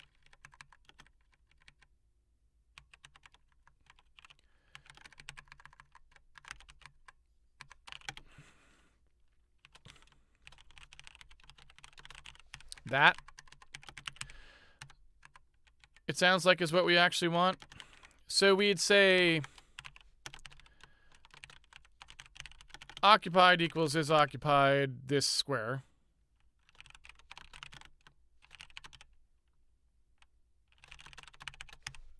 So that's whether or not we're occupied now. And then we just say, okay, if they're not equal to each other. So if occupied is not equal to tile was occupied on the last check, then we do this nonsense here, right? In fact, probably write it this way just to be clear about who's being updated. So I don't know that we have thought it through enough to delete that to do, so we'll leave it this way. And we say, okay, like if is valid point occupier, that's saying if someone's occupying it now. This is saying if someone's occupying it now, but they weren't occupying it before. So not tile was occupied last check. Then it does whatever the heck that's supposed to be. And then here it says if not occupied now, but it was before, then we do this. This is wrong anyway. Like,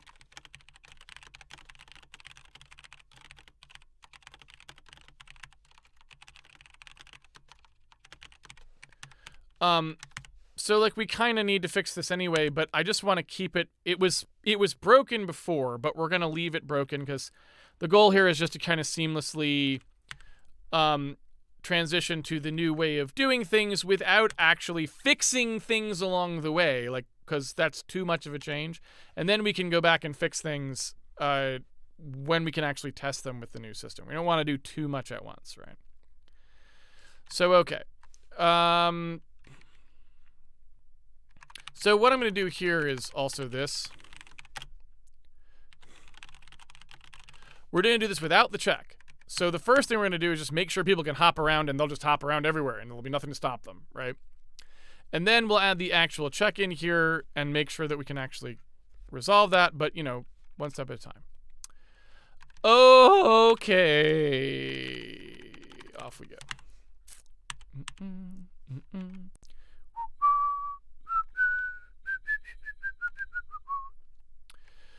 So then, in here, we've got some nonsense where we're getting, like, the last thing of something with the thing in it, or something. We don't want to do any of this.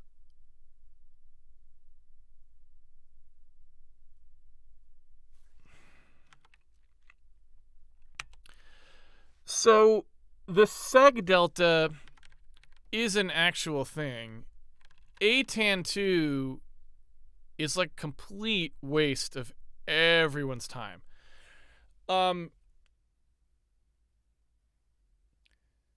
So like Atan2 is a very difficult function. It's not good. Like you don't generally want to be ever doing an Atan2. But sometimes you need to do an Atan2. So you do, right? This is ridiculous because things can only hop in one of 4 directions. So, like, literally, why would you ever do an Atan2 when you could have just done, like, 3 if statements? Right? Sometimes you'd rather do math than 3 if statements because if statements can be unpredictable and cause some processor problems. But, like, Atan2 is a massive transcendental nightmare. Like, it's going to be, like, a page of floating point math code to do an Atan2. And so you never do an Atan2.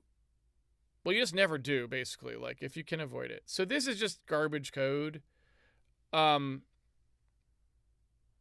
so we're just not going to do that. That is terrible and bad and stupid. So what we would rather do here is just say the facing direction equals something that we just get from the dtile index, right? I mean, how the heck hard could that be? So think about it. There's a dtile index. The dtile index tells you which direction you were going to go, right? It's like you did get single blah, blah, blah thing, right? What did I call it? Single some del time del blah, so some single tile, that. This, So you could just do like get facing direction from single tile delta. And if you pass in one of these things, you know that there's like only one value set, right? So like here's the thing. There's like a d-tile value.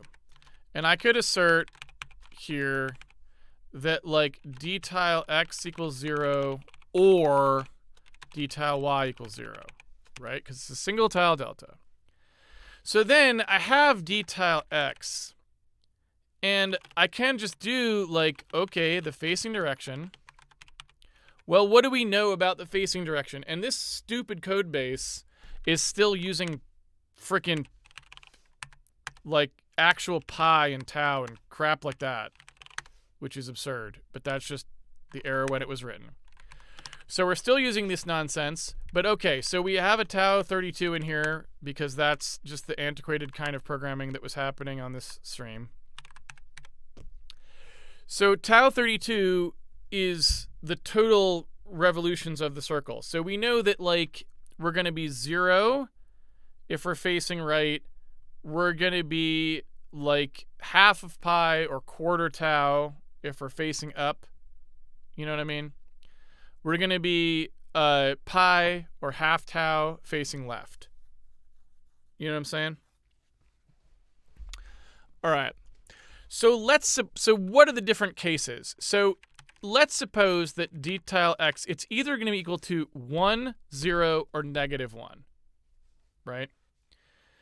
So what we could do is just figure out a way to produce the value we actually wanted, like from there. Or we could even do, I'm trying to think of what the easiest thing to do here is.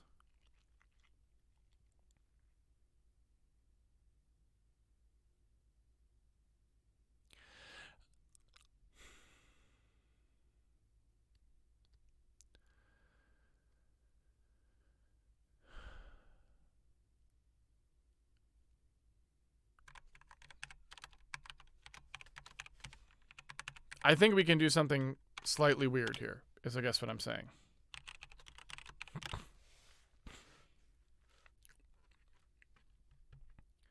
Yeah, pi and tau are stupid. They were always stupid ideas. I don't know why we ever used them. I never use them anymore. I just use 0 to 1.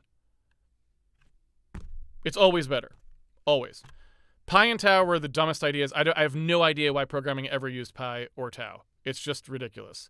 Just use 0 to 1. Just the circle is parameterized on 0 to 1. It's better for literally everything.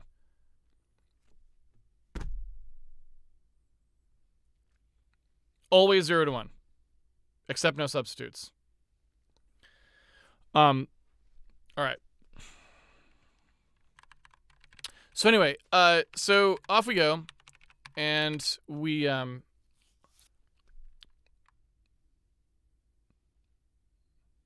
yeah, turns is exactly right.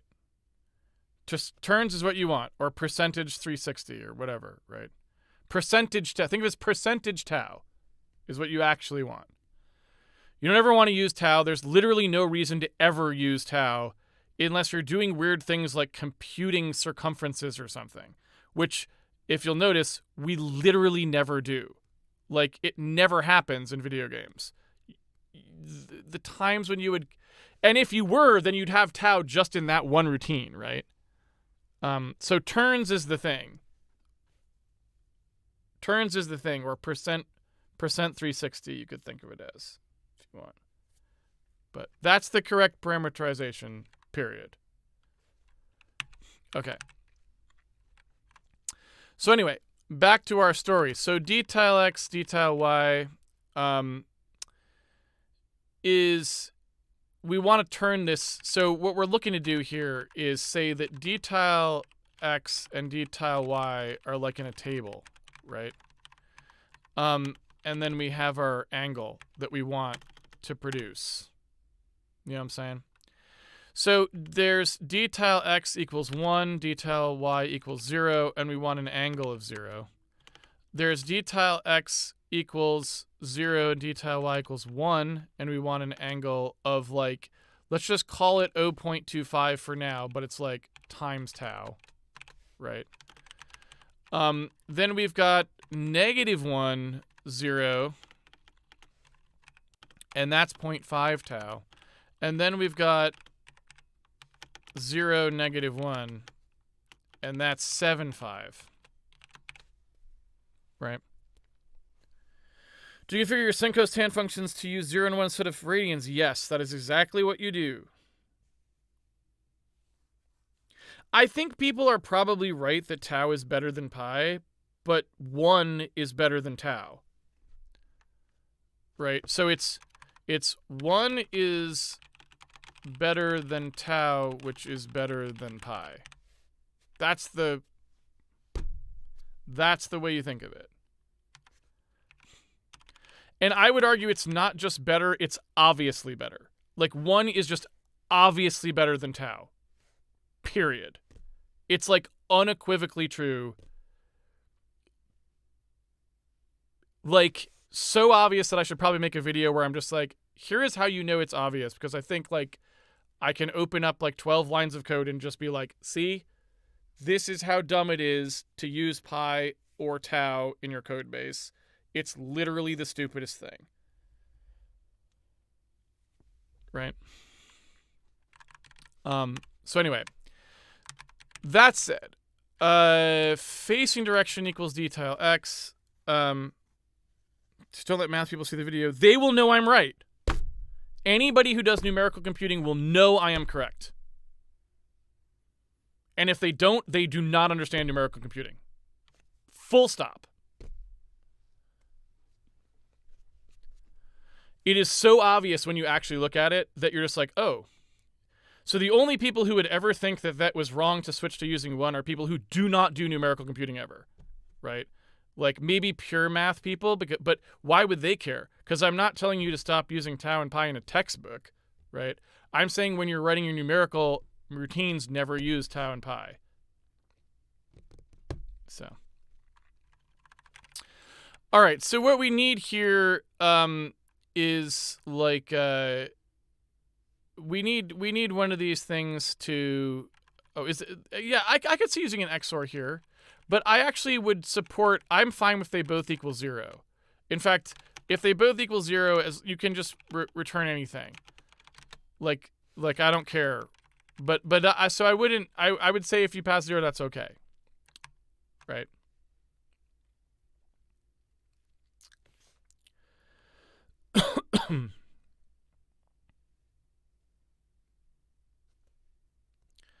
I'll do the video. I will make a video for you that explains it. It takes like 10 seconds to show why you just never use tau and pi.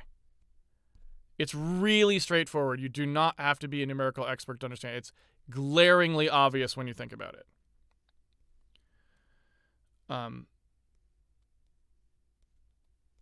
Anyway. So,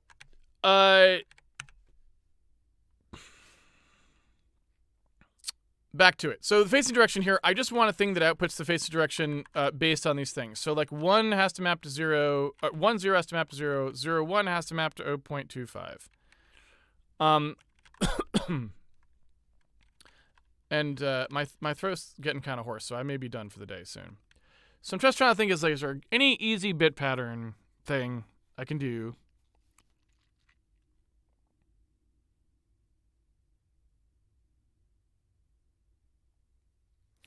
So one thing I could do pretty easily is I can make these not be...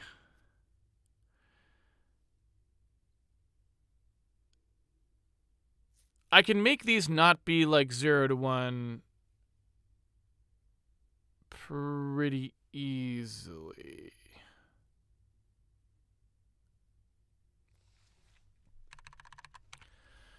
So like what I could do is just scale them, right? So I could do a thing where instead it actually looks like this. Just trying to think through how this would work.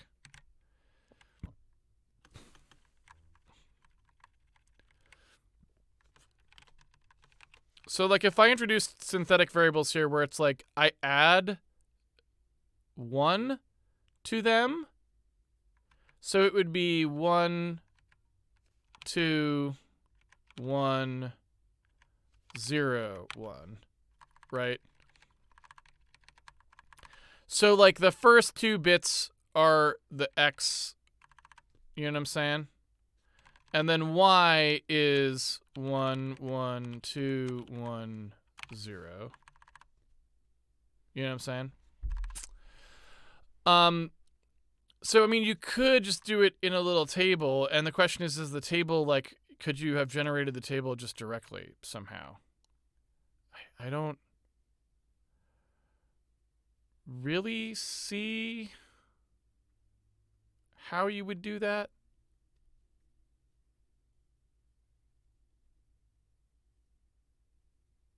Though.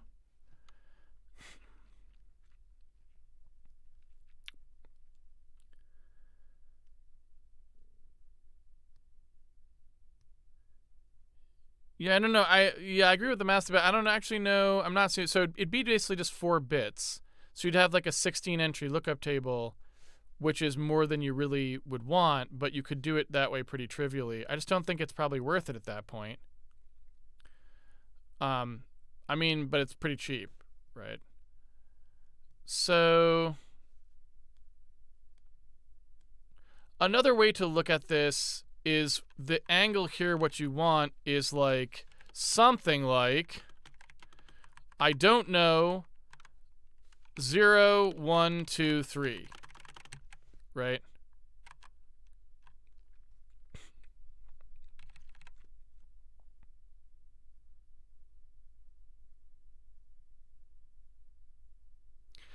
So it seems vaguely like a subtraction here sort of gives us something close, but not really.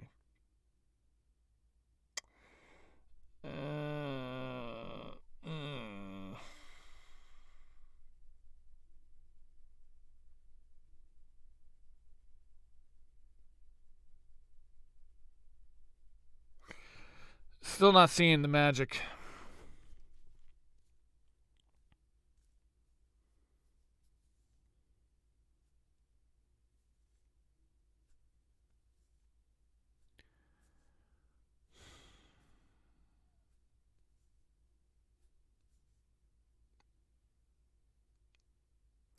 So let's take some very simple part of it. So if we take dtile x and we multiply it by 0.25, right? And then we add 0.25. So we take 0.25f plus dtile x times 0.25f, or I should probably write it this way so it's a little bit clearer, right? That's just the backwards version of this. So if I invert the minus, I should get it. Meaning I started at 0.25. If dtile x is 1, I want to go backwards. That's why I say I have to be inverted like this, right? So that would produce 0 in the case where it's 1, which is what I want. And it would produce 0.5 in the case where it's negative 1, which is also what I want, right? Now, in the case where this is 0, I would just be left with 0.25. And so I need to then distinguish between this case and this case, which is either I want to leave it the same or I want to add 50, right? Make sense? So let's suppose we start with the facing direction and we add that part, right? And so in the case where we have 0, we then just have 0.25. And if y in this case is 1, we want to add 0. And if y is 0, we want to add 0. And if y is -1, we want to add 0.5f. So really, like,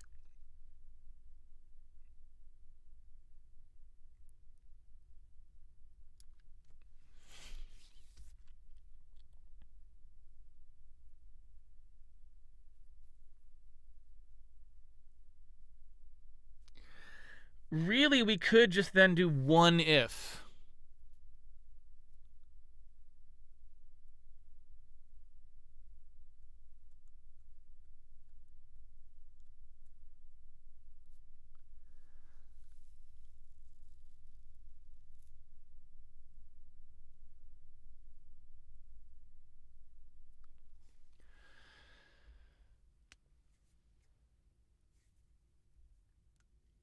We can't do the same for detail y exact, right? Because we need it to not be giving it the offset.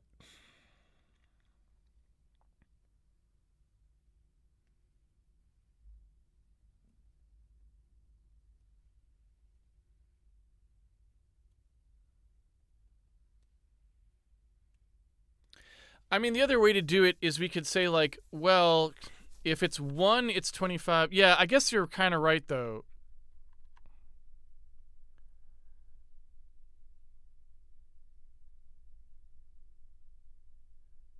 So what exactly does that do? So this is a -1. It produces 50. It produces, yeah, but... And if it's 0, it just produces 0.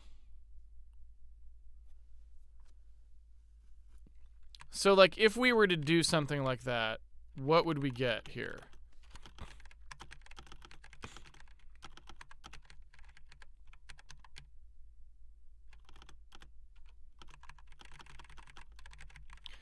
So here you would just say, okay, like, this is 0. And this is 0 and 0. I got too many pieces of my table. If we were just doing -0.25 times the thing, right? So then it's negative 0, 0, positive.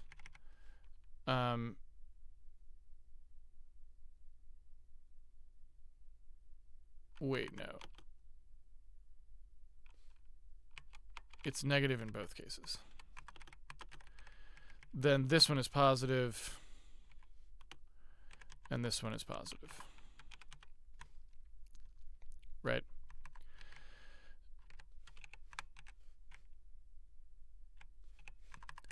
And what we need here is I mean, there's no way to really...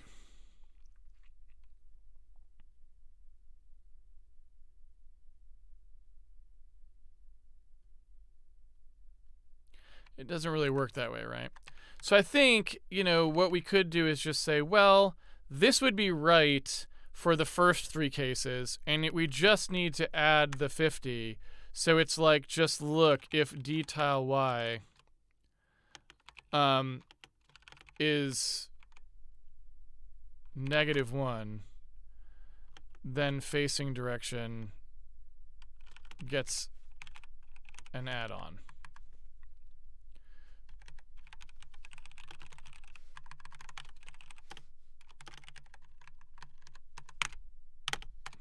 Right?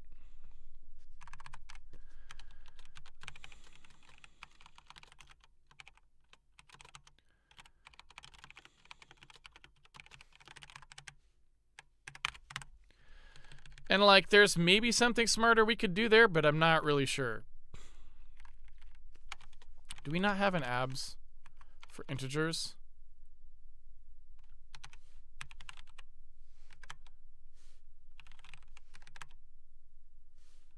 Apparently we don't. All right. I'll write it manually.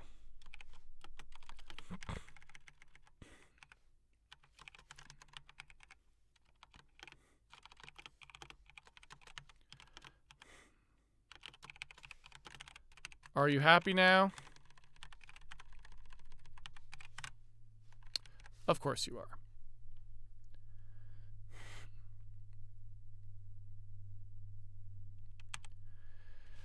Okay, so we don't really need the atan2 anymore. What we can do now is just say like anywhere that we were atan2ing, we which is a fun thing to say. We can just do something else. So like this kind of stuff could all have been v2s's. So we could have removed this atan2, right? And we probably should just do it that way. So I don't know what attack X and attack Y means here exactly. I guess we're creating a basis vector, like an actual like little basis for these things for some reason, but I don't know why. And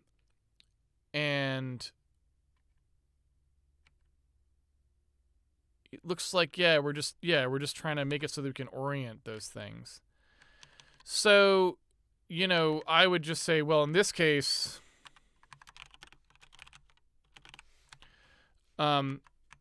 also here we do have to do, I should mention, we do have to still do this, right? Because if we don't, then we're not compatible with the rest of the system, which unfortunately uses tau, which I just got through saying was dumb, but it is what it is, right? We don't get to fix that. So, you know,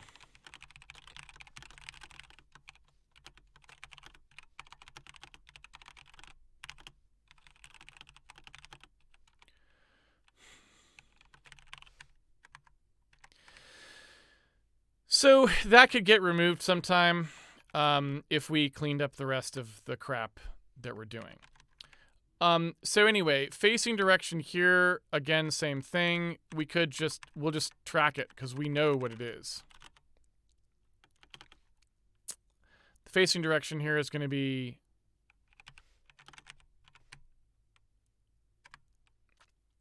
right, up, left, down, and same deal. So then this atan2, and in fact, let's just yank it entirely. See, sucker. So this whole nonsense here just becomes facing direction.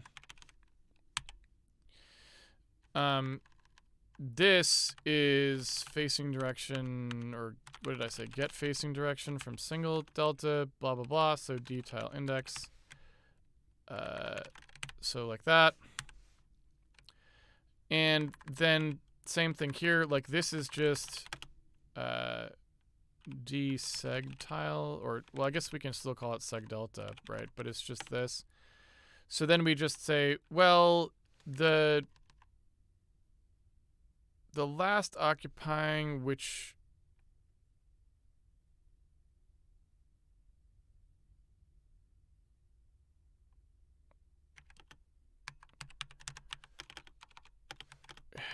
is this, right? So it's just the tile indexes minus each other, gives us the seg delta, which is one apart because these are sequential. That came from index or whatever the heck it is, gets preserved here like it was before. It does a transactional occupy to put it into the next square that it should occupy, which is exactly what we'd expect. We remember which one we did, and then the facing direction just gets set by doing get facing direction from the seg delta. And away goes the atan2. And now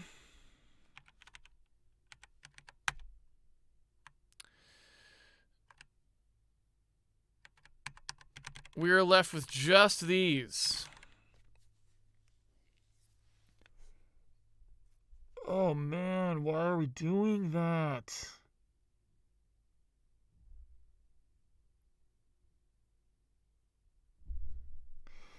So this is so that we can have smooth orbiting from a scalar, right? Which All right, so since we don't want to do that, I'll rescind it. We will leave it in for that. So now, like, literally the only person using the ATAN2 is our frickin' camera code. The debug camera code. Right? So...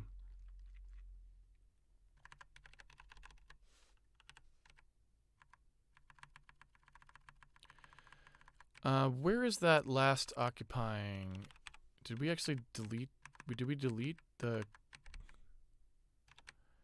Somehow I deleted last occupying, which I should not have done.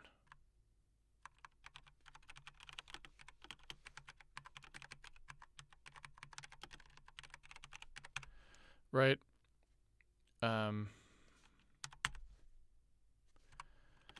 Like it should be like that, or whatever.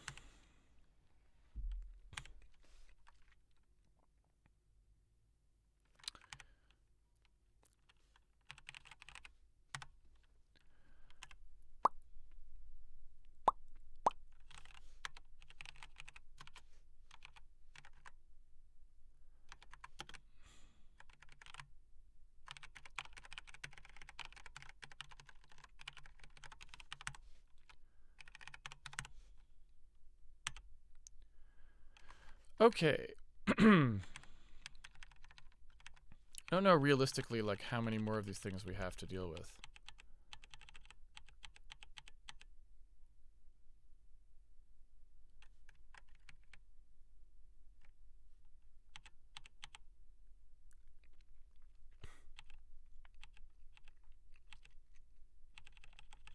A fair number. I may stop for now. We've been going for a long time, and my voice is going to go. I mean, we know what we're doing here, so we'll pick it up next time, I guess. I think that's probably the sanest thing. But...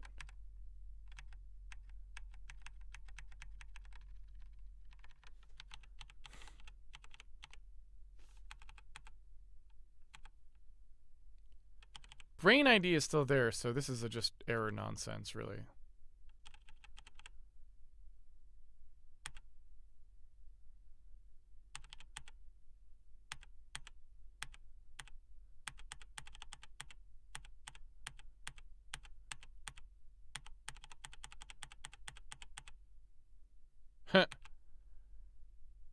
Thanks, Windows.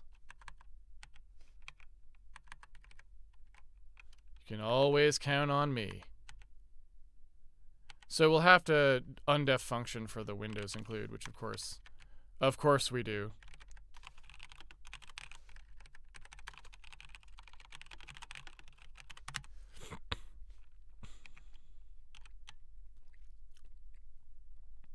All right, so not that bad. Not that bad, but it will take a little bit. So I'll probably finish this up next weekend. These are good. Baby steps. And, you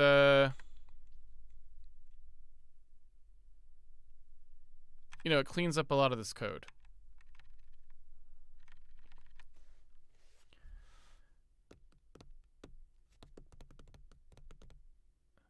Don't know if it's still there, but in industry there was a flag check where the or and part needed extra parentheses.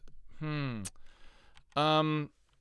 you have any other idea of what it looked like? This?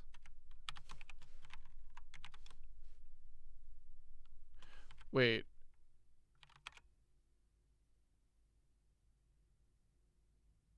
I see what it's checking. So yeah, just like that. Is that what you were referring to by any chance? Yeah.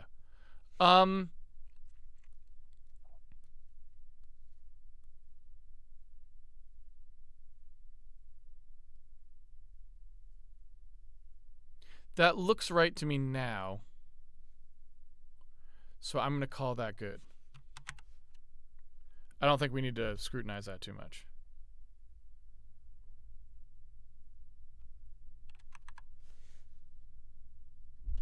No, the OR goes together. So you're supposed to... It was trying to OR these two together. and then and it against the flags. So it should be correct now. The or is what you want to do, right? You want to do that first, and then you and them together. Oh, you meant the execution. I'm not sure because I just err on the side of putting the parentheses around it, so I should have done that. Like I just didn't. I must have messed that up because I don't like to remember the order of operators.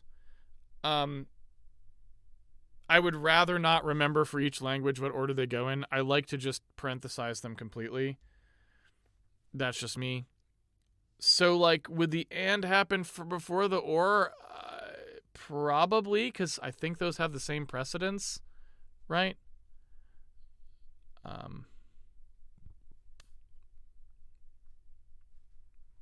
So I think I think you're right, but if I actually wanted to know, I'd have to go check the spec. You like the smooth scrolling? I wrote that smooth scrolling, I believe. I don't know, maybe it's not still using mine anymore, but originally I wrote it. On stream, in fact. So that's a good question. Like, what is doing the scrolling now, though?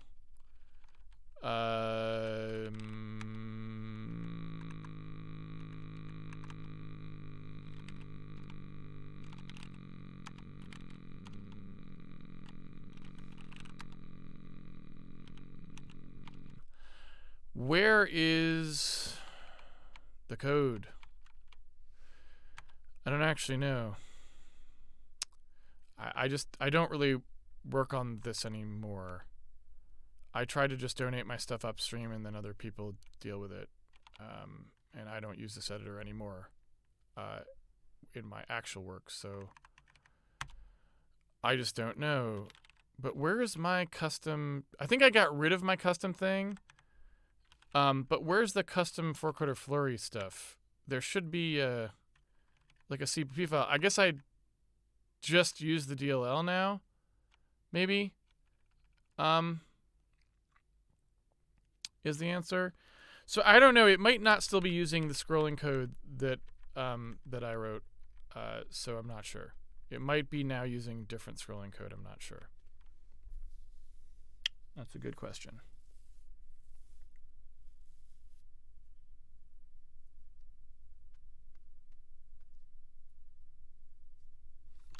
What does it use? Let's find out. So let's go to four-coder flurry. What is the scrolling code?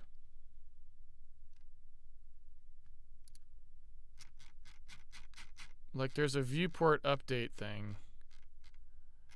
that happens. And I guess I don't know where it is in here. But like he would presumably have one somewhere. Maybe in the hooks?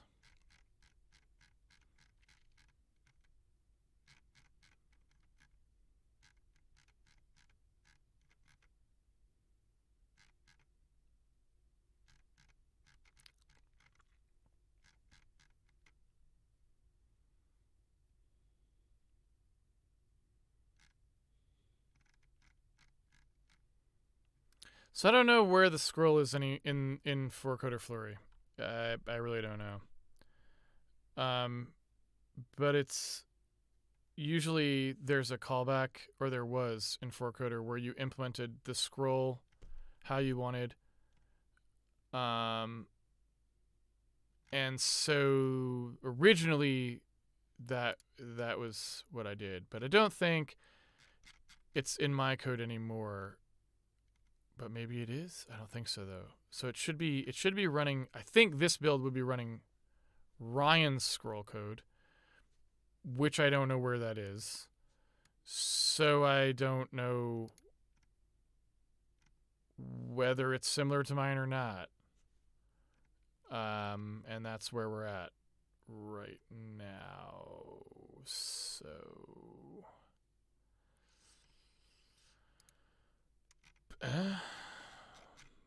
Yeah, I don't know. Can we search for scroll? Can you search in this GitHub thing? Search.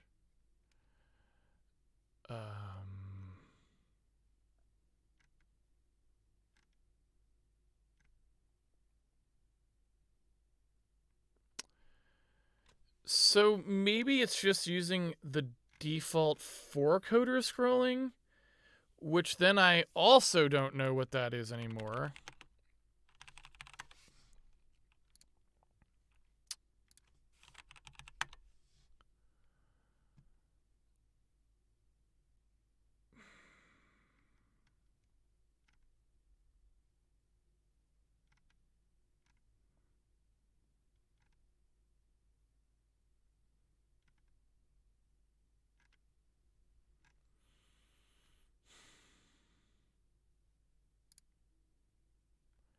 So I'm not sure. It's just been too long, and I don't remember. Unless this actually does do the scrolling. It could be. Is there a way to jump right to this? Yeah.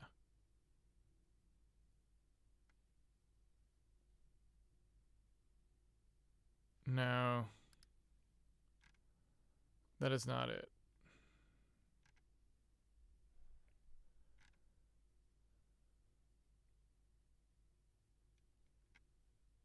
So I don't know. I don't know where the scroll code is. They would have to. They know. Somebody knows where it went anymore. It used to just be in the custom file, and I have no idea where it is now. I have no idea. So I could not tell you. I could not tell you. Sorry.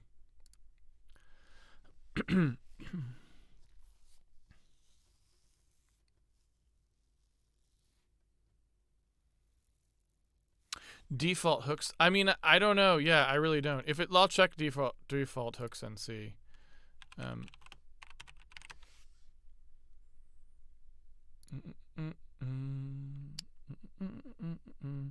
For coder default hooks.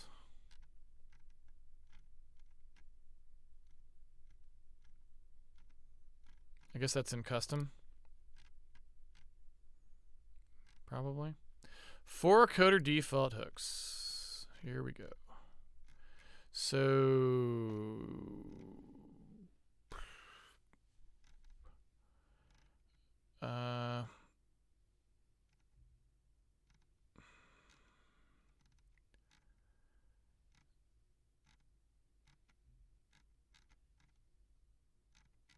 don't really know what I'm looking for.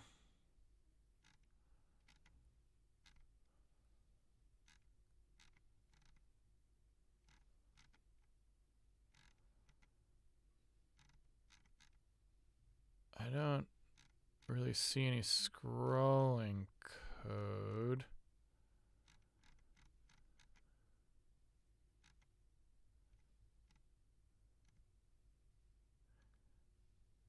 Is there scrolling code in here?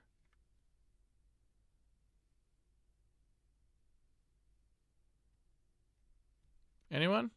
So I don't know. Sorry, you'd have to go look. I don't know. So I'm really not sure where that happens anymore in ForCoder. I don't work on it anymore. I don't even write a custom layer for it. I mean, I never really worked on it, although I contributed things to it. So I don't know if my scrolling code persists or if my scrolling code was replaced with different scrolling code. So I actually don't know. And I can't seem to find where that might live in the like code here. So we just don't know. It could be anything. And you'll have to look for it yourself. And I looked for scroll, but it didn't seem to.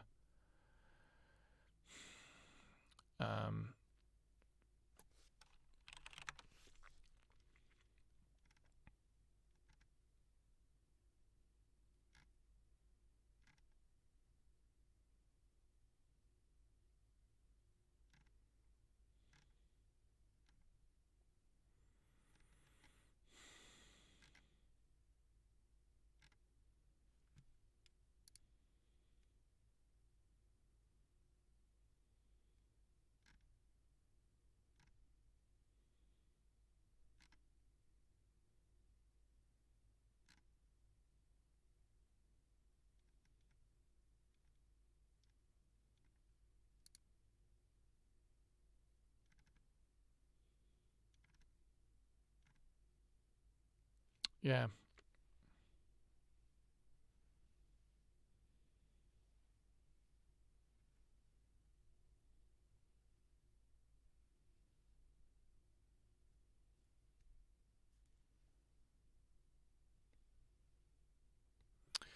So sorry, don't know.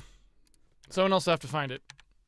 But I had written one, and it was, it was in there for, it was basically just a cubic spline, if I remember correctly, interpolator, so they would do a nice like ease to a stop. But yeah, who knows? Anyway.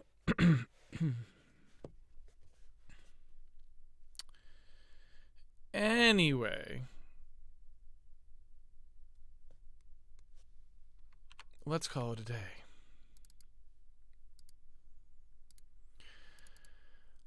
Alrighty, everyone. Thank you very much for joining for this Handmade Hero.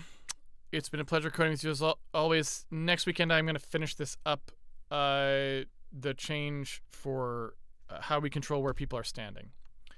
That's it for today. Until then, have fun programming, everyone, and I'll see you on the internet. Take it easy, everybody.